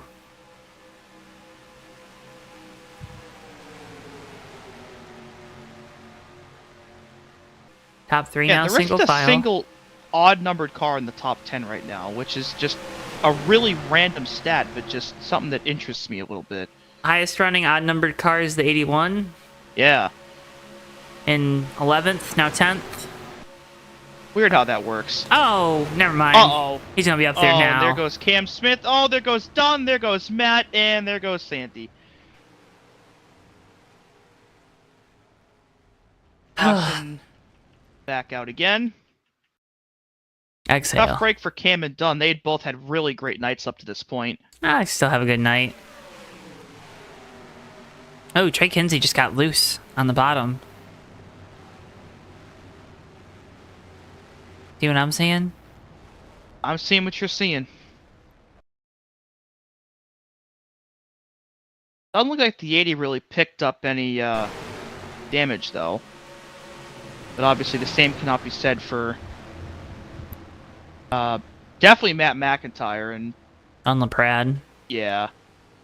And Dunn had been having a really great night. Been up in the top 5, top 10. The whole race had been staying out of pretty much every wreck that's happened, but that ends right here. Well, it's hard to stay Christian out of them when they Torres. happen right in front of you, right? Indeed. Chris Torres is retired.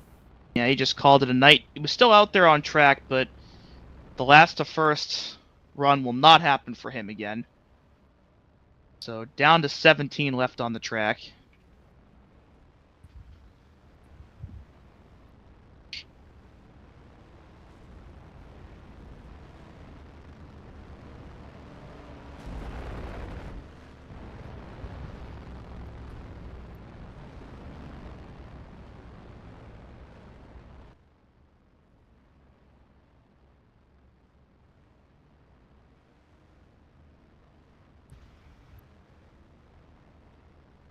Yeah, racing deal.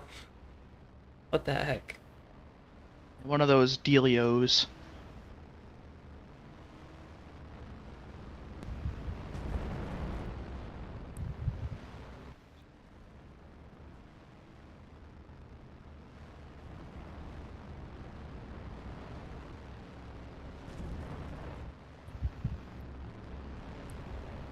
Dewey, you're a dealio. Am I now? Yeah. Unbelievable.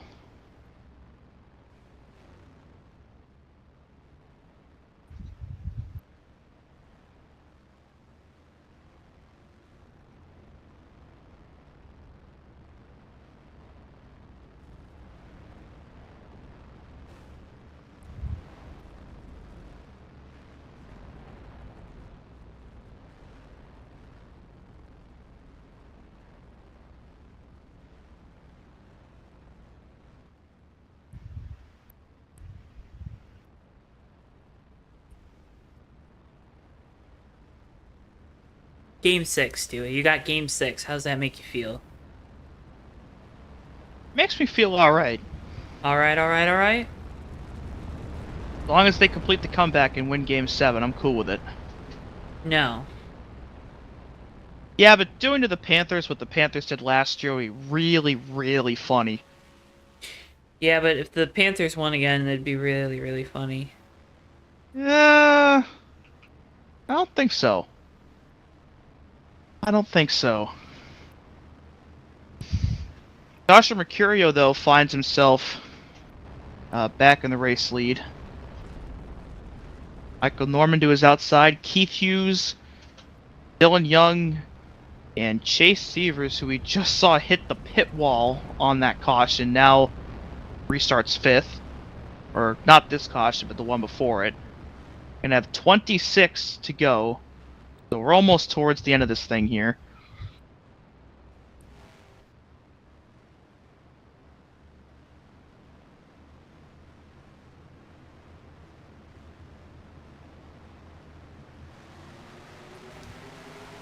Marine flag, we're back underway. Tough restart there at the front for the 86 as the 08 of Michael Norman noses ahead, heading down into turn 1. Yeah, the 42 and the 238 both did not get great restarts. And you see Dylan LaPrade is trying to get around him. He almost just got himself hooked by the 81. I don't think he was quite clear. As they're still jostling for position now around 10th or 11th place down the backstretch.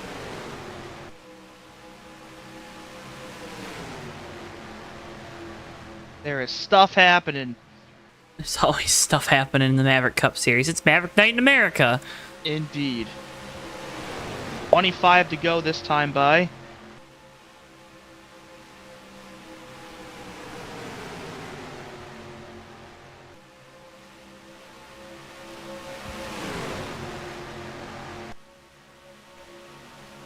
Just 17 cars left on the racetrack, 14 of them in this main group. Matt McIntyre trying to stay on the rear end of it there in the 738. But he can't post right behind him, 2 laps down. But he's been 2 laps down about the entire race, but since the first couple incidents, he's kept his car very clean, just been able to pick up more and more spots as more and more drivers drop out of the race. So it's going to end up being a pretty decent finish for that 8 car when this is all said and done.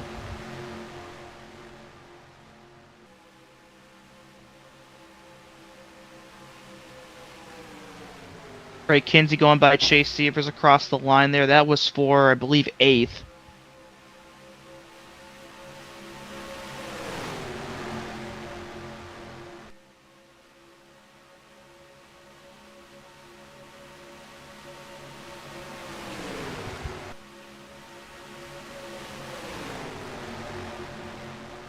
Dallas Shake trying to get this outside line to work once again. He's got Dunlop Pratt and Tristan Grace up there working with him. I start to wonder at this point why these guys aren't just running that outside, that middle line. Good question. I really do. I mean, got a couple of them jump up. Michael Norman in the 08. Dallas Shake crosses him over and goes back down to the bottom. And then he gets loose right in front of Tate Dorsey. Up the hill he goes, and up and over goes Tristan Grace. again. Oh, Someone hit man. him. Someone flip him over. That was a great move by Dallas Shake, though, to cross him over and get the track position, but just lost it immediately after and ends up turning that 300 upside down. Replay of the spectacular move there by the 68, and then the... Just couldn't finish it off. Yeah. Yeah, it looks like he grabbed the apron a little bit there and upset the car, and yeah, nothing Tristan could do whatsoever. Tristan's... Alright, this is one where I honestly, when we talk about like racing deals, we always like joke, oh, haha, racing deal. This is like a racing deal at its finest, isn't it? Definitely seems I mean, that he way. had enough room to get down there. Yeah, it was a very, very good move, but Uh, just lost it there. Everybody else, though, did a nice job of avoiding that flipped over 300. Only those 2 cars were involved. yeah. Tristan, though, obviously with a lot of damage to that car, and his chances of winning are gone. Zach... Oh, we're wrecking under yellow here. Oh my god. The 2 and the 80, as well as the 88. Why are we wrecking under yellow? I don't know. There's Ricky Sisk. Sure. I don't know what the 80 was doing. I don't know. You know as much as I do. I am very confused. Yeah, so that happened.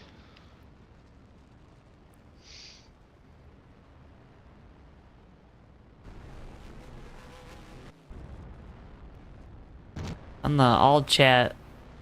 I do Oh, wonder if that was payback for anything, because it definitely looked like the 80 just kind of went down there and tried to turn him, but yeah, I'm gonna watch the 80 here for a little bit, just to see. Zach, it is very loose. What was your how would you describe the setup tonight? the setup is interesting. Interesting is the word I would use.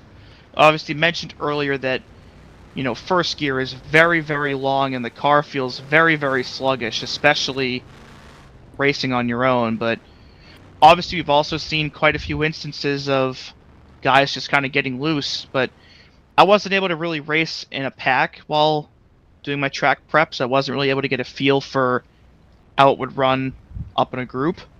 But it definitely appears to be that it is on the looser side, especially going into the corners, as we just saw with Dallas Shake. Caution lights are back out. We're going to have 17 to go here for the restart.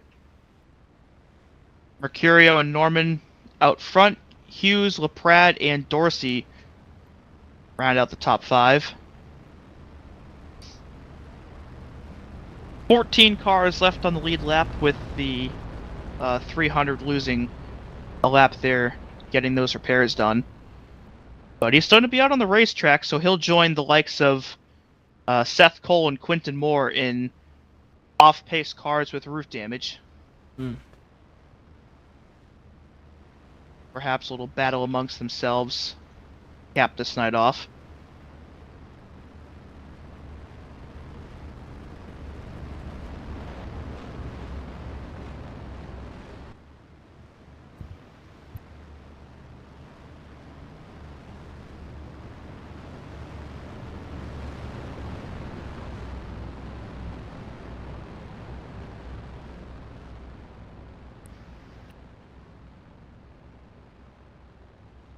Slowly but surely getting towards the end of this race here tonight. Been a long one. Sometimes it's not a sprint, Dewey. Sometimes it's a marathon. Joshua Mercurio leading us back to green. We're back underway. Michael Norman with a good restart once again on the outside, but helped not immediately behind that 08 car as they head down into turn 1. Yeah, the 08 has been really, really good at these restarts, especially starting up in the lane that's at an inherent disadvantage for them. But the issue Hasn't been able to parlay that into getting the lead, though. Yeah, he just doesn't have the help he needs to... Like, he can stay side by side with the 86, but he can't clear him because he just doesn't have the help he needs.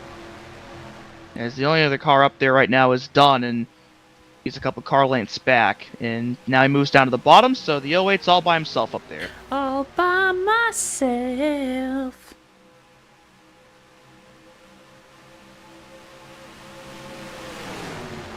You see Mercurio kind of half a lane off that red line on the bottom. Gotta be careful. You don't want to give Keith Hughes an opportunity to get to your inside. For sure. Oh, Norman That was managed to get himself in there. I didn't think he'd have the room for it, but he made it work. I was terrified.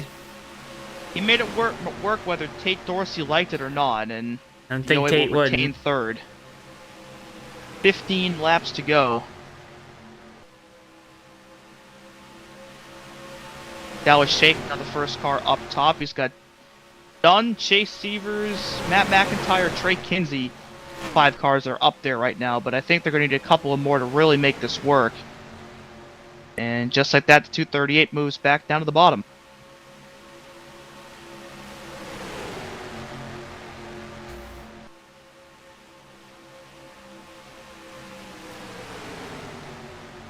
Keith Hughes up to the top with Michael Norman. Oh wait, Vic does a crossover move back down to the bottom, but Keith is still right there. He's going to give a big shot to Mercurio here into turn 3. Upsets the 86 just a little bit, but he keeps it straight. Oh my god! Chase Severs is flipping everywhere! Oh, no. My god! No, we're wrecking! Dewey, the front pack wrecked! Matt McIntyre was also upside down. Keith Hughes and Michael Norman have also wrecked. Oh my... Tate Dorsey's destroyed. That 238 might have just gone the highest I've ever seen a car go in this game. In a race. What? That car just took off. And I don't know how it happened. Oh! I thought he was going to go out of the track for a second. So that's what happened there with him and Matt McIntyre. So both of those cars are completely destroyed now. Got loose there mid-corner, and my god. What a tumble. That's a broken back. That's broken a lot of things. And then we wrecked at the front. Yeah, completely separate from this. I think Michael Norman let off for the caution, and maybe Dallas got run over by the 68. Yeah. Yeah, Dallas shaking it. There goes Tate Dorsey up and over. Keith Hughes.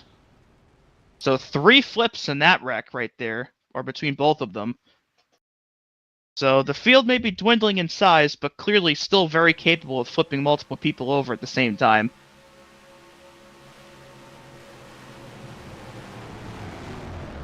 Just don't get it, man.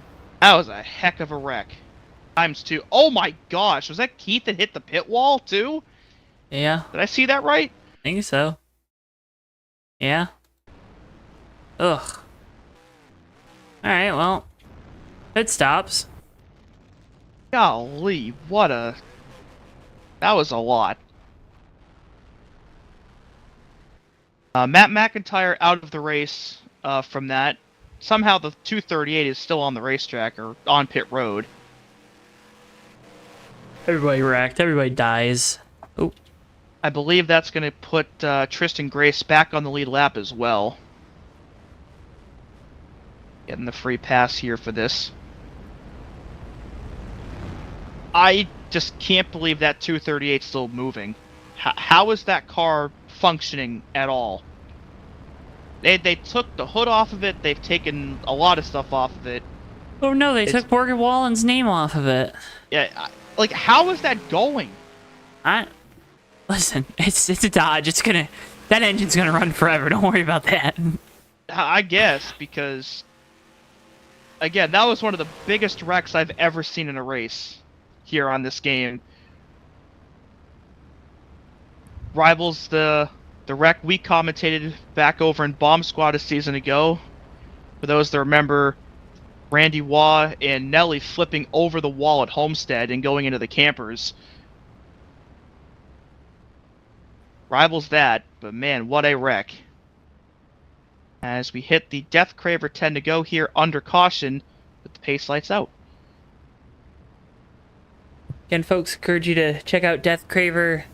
Book now available on Amazon or ZachRogersBooks.com. Mercurio, Gutierrez, LaPrade, Young, and Kinsey top 5 this time. Ricky Sisk now up into 6th. Did a nice job there of getting through that wreck at the front. Cam Smith, Keith Hughes, Michael Norman, and I don't even know. I don't know who's 10th anymore. I don't know who's real anymore. I think it's Tate, despite him being back here with roof damage. I don't know who's where now. Now let's just have some fun. Looks like Dallas Shake just retired in the 68, so we're down to 15 left on track here for this restart, which will be 9 laps to go.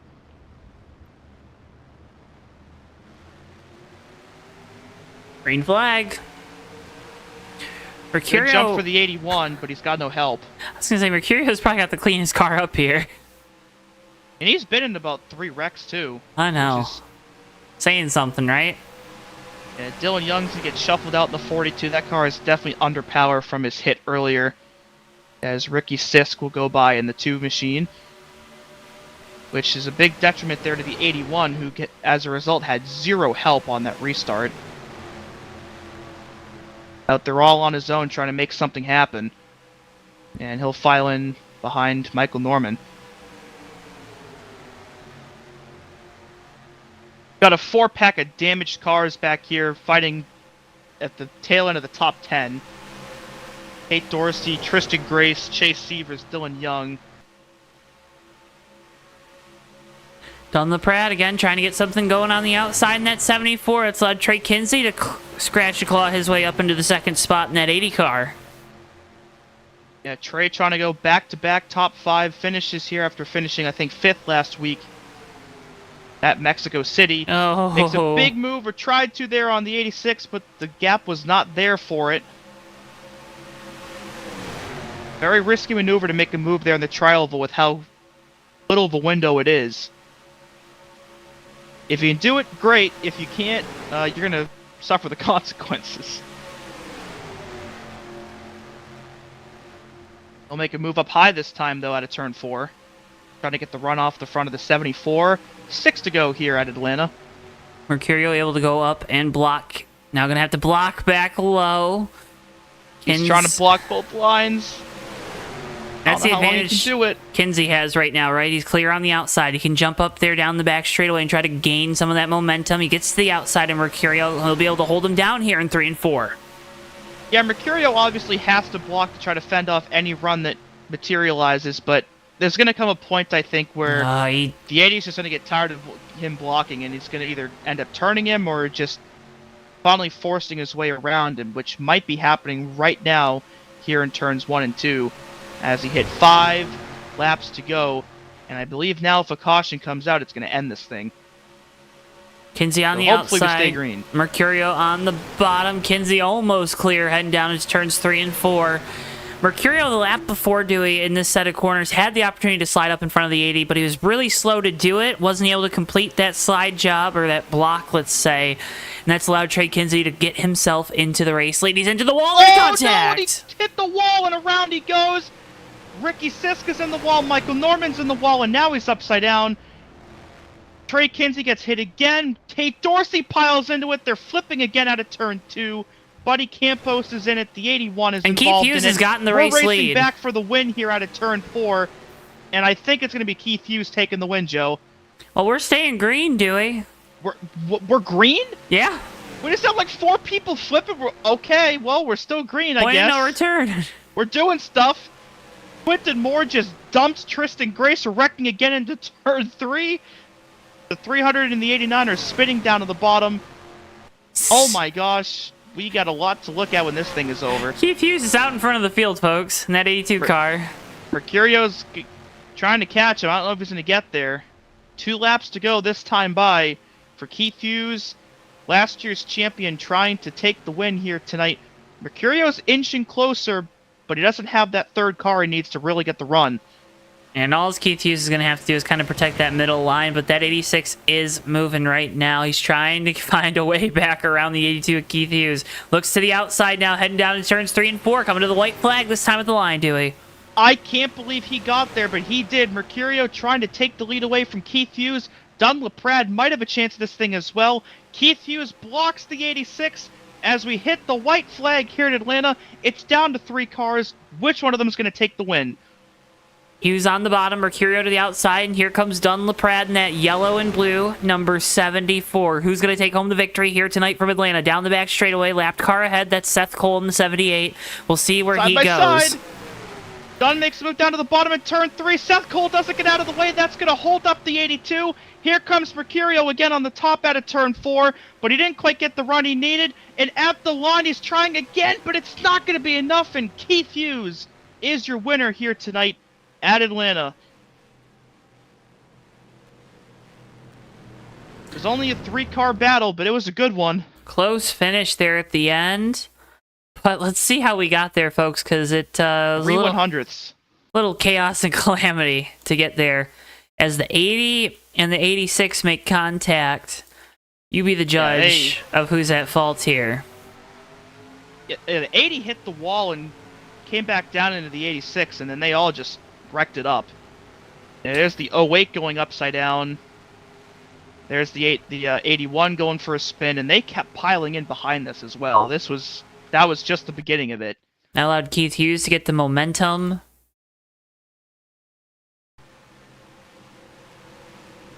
At that point, they just ran out of the racetrack. There's Norman and Ricky Sisk. There's the 80 getting turned again. Tate Dorsey flies in there and clobbers the 08. There's Buddy Campos getting in it. There's Chase Severs hitting the back of Ricky Sisk and flying into the air again. Somehow that 238 refused to die, and he ended up finishing in 10th despite doing that. But Keith Hughes, he'll bring it around. He'll burn it down for the fans here at Atlanta, winning tonight's Peach State 300. Keithy down in victory lane. That was something.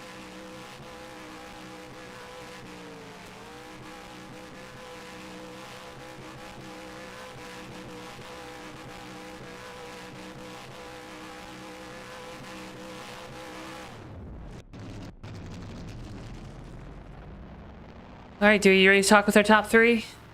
Absolutely.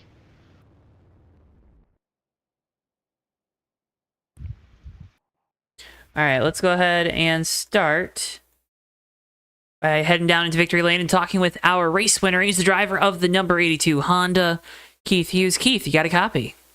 I got you loud and clear. Well, how's that feel? That's nice. I didn't expect it. I was involved in some crud during the race, so I expected maybe a top 5, top 10, but it worked out. I was gonna say, I think a lot of people are involved in an incident or two, if not more, here tonight. How chaotic was this for an Atlanta Super Speedway race?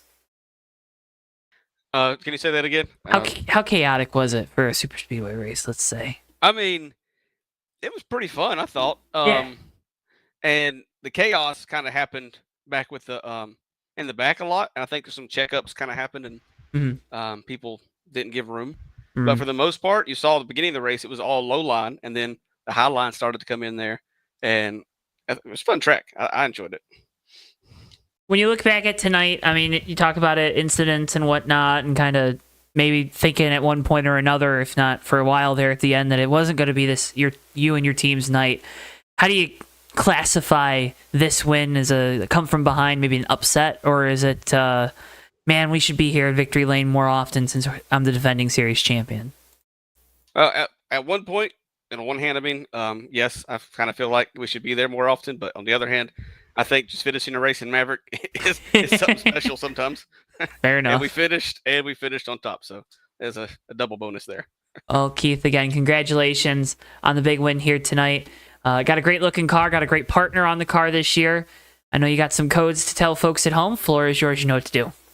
Yep, I think Visible Wireless being on the car.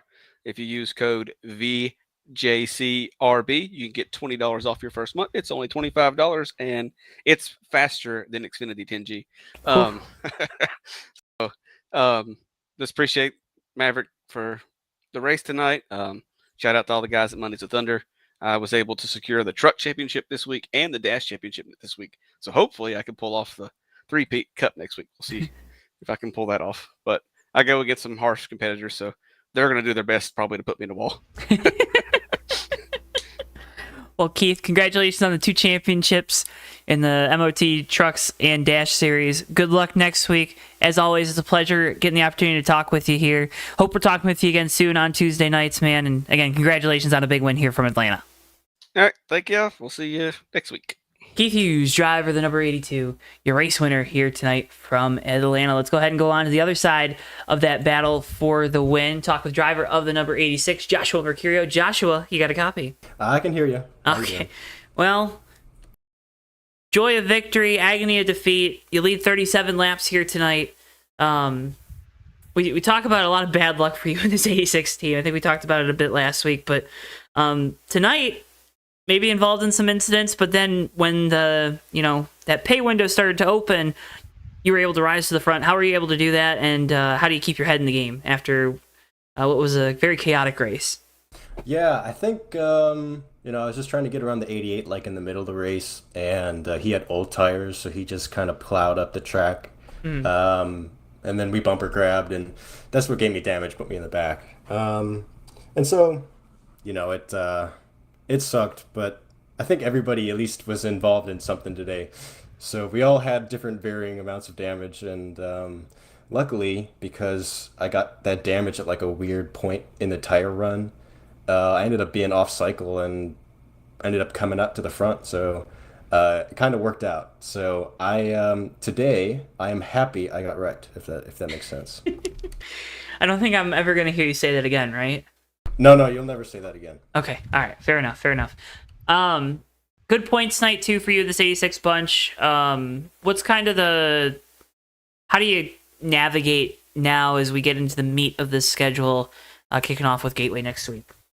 Yeah, I mean, I don't want to say anything bad about the guys that are behind me in points, but at least at this point, it looks like it's going to be Nick and Keith, and so really it's just about keeping an eye on those two during the race, just measuring how I'm doing relative to those guys. So if I'm off the pace to them, maybe I could go and save tires, or maybe if I'm not doing so well compared to them that race, I could make a play on fuel or something like that. So it's just taking a good look at who your rivals are and then making the plays based on that.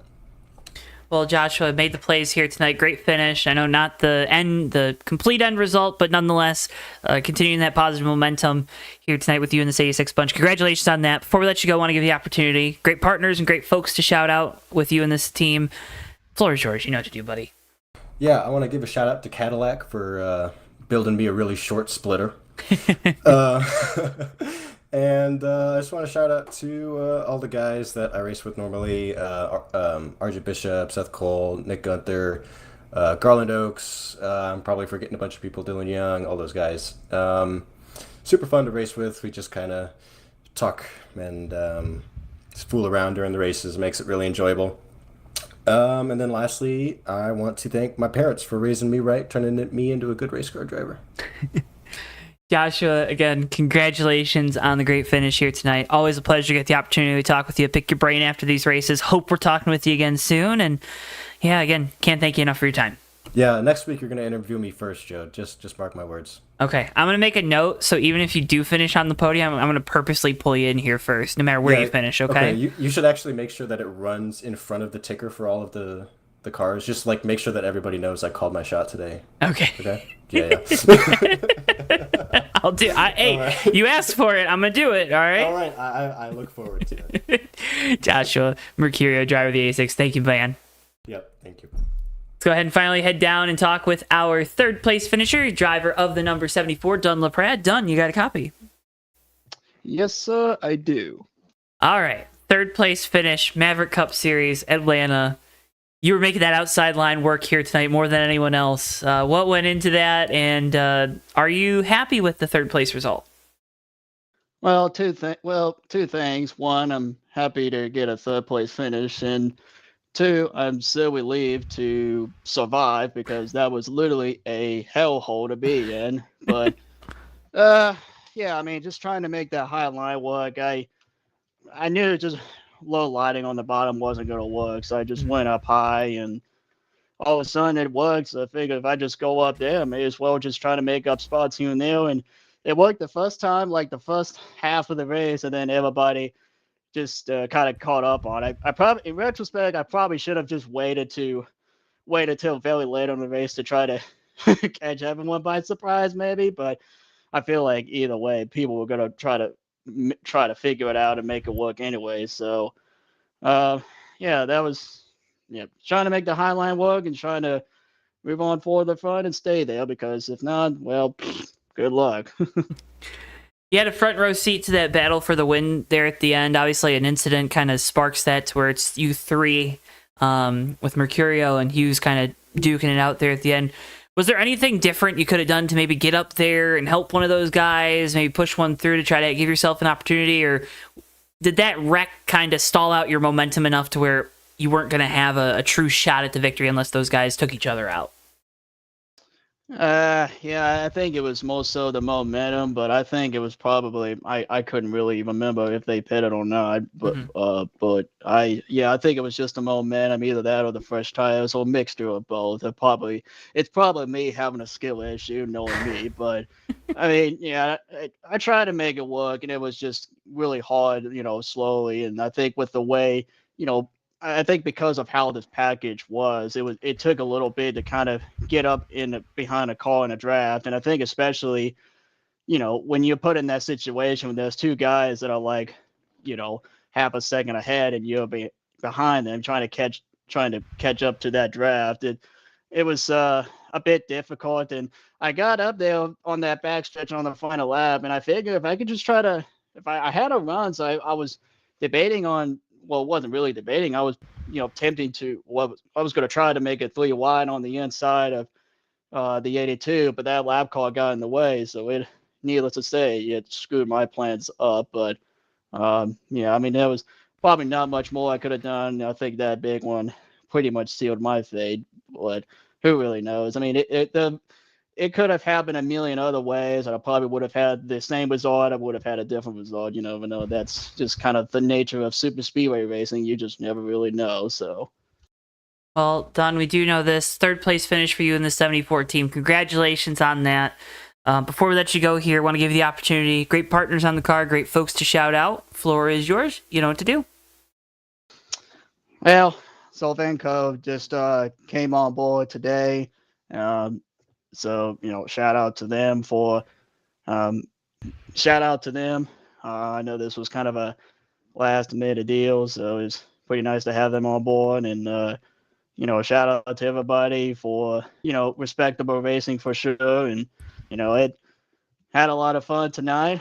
There were some moments that were really sketchy and too close, really sketchy and a bit too close for comfort to my liking in some situations. But other than that, shout out to everybody for the race and Bitchman and everybody for setting this up. And, shout out to everybody else who have, kind of made me who I am as a driver today over the years. So, and I also want to, I don't remember who it was that on that restart when made it 3 wide, but I feel bad for messing up that person. And then I think of 4 to go, I made a block and, ended up messing the guy behind me after that big one. So I feel bad for that, but I was just trying to,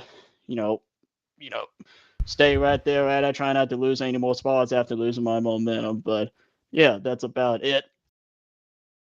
Well done. Again, congratulations on the podium finish here tonight. Always a pleasure to get the opportunity to talk with you. Can't thank you enough for your time, and hope we're talking with you again soon. All right. Thank you, Joe. Don LaPrade, driver of the number 74, your 3rd place finisher here tonight from Atlanta. Dewey, that's going to wrap up our coverage here. Maverick Night in America concludes. Boy, howdy, we had one here at Atlanta tonight. We certainly did. A lot to digest and take in after this race. A lot of wrecking, a lot of good moves. Not a lot of strategy, as it turns out, but in the end, Keith Hughes puts a nice bow tie on a great night, and as he tries to repeat as Maverick Cup Series champion. And we're not done in Atlanta this week, of course. We got the Bomb Squad Cup Series at 9 o'clock Thursday night. Maybe the old Atlanta, but it's still Atlanta. So be sure to come back and check that out. Be sure to click the like button and hit subscribe if you haven't already. That helps a lot. We'd really appreciate it if you did that. So please go ahead and do it. That's going to be it, though, for us tonight. And, thanks for watching. Yeah, folks.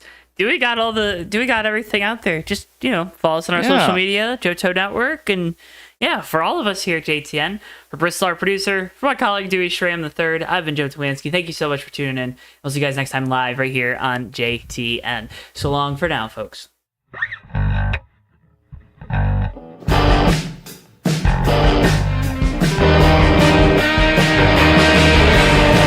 3 wide for second, but Sean Whitehill is going to bring it home and win the race at Atlanta Motor Speedway. Ricky J closing up, off turn 4. He's going to have a run to the inside. He blocks into the grass. Checkers out. Hardy wins it. Ricky, what's going on in your brain right now? Yeah, putting on 4 big rubber shoes and 2 gallons of, 2 cans of exploding dino juice here, Joe. Down to the tunnel turn. These guys are throwing it through there and around to the back the wall, as well as RJ Bishop down in front of Keith Hughes. Oh no! Big RJ Bishop. Oh my! Oh, big wreck! Big crash into the wall. Oh, the leaders have wrecked. Ricky J is upside down. Magoo is hard on the wall. Tyler Mallon escapes with no damage. Everybody else in this main group, including Nelly, is junk. Through the north chute they'll go. The 24's into the wall. Almost contact there. The 10 with the shallow entry into turn 4. It's going to be a drag race down the front straightaway. Folks, the 24's in the wall. They make contact. They're around. Napick goes on through the flip. Rich Napick's going to win the Culver Bluff 200 in thrilling fashion.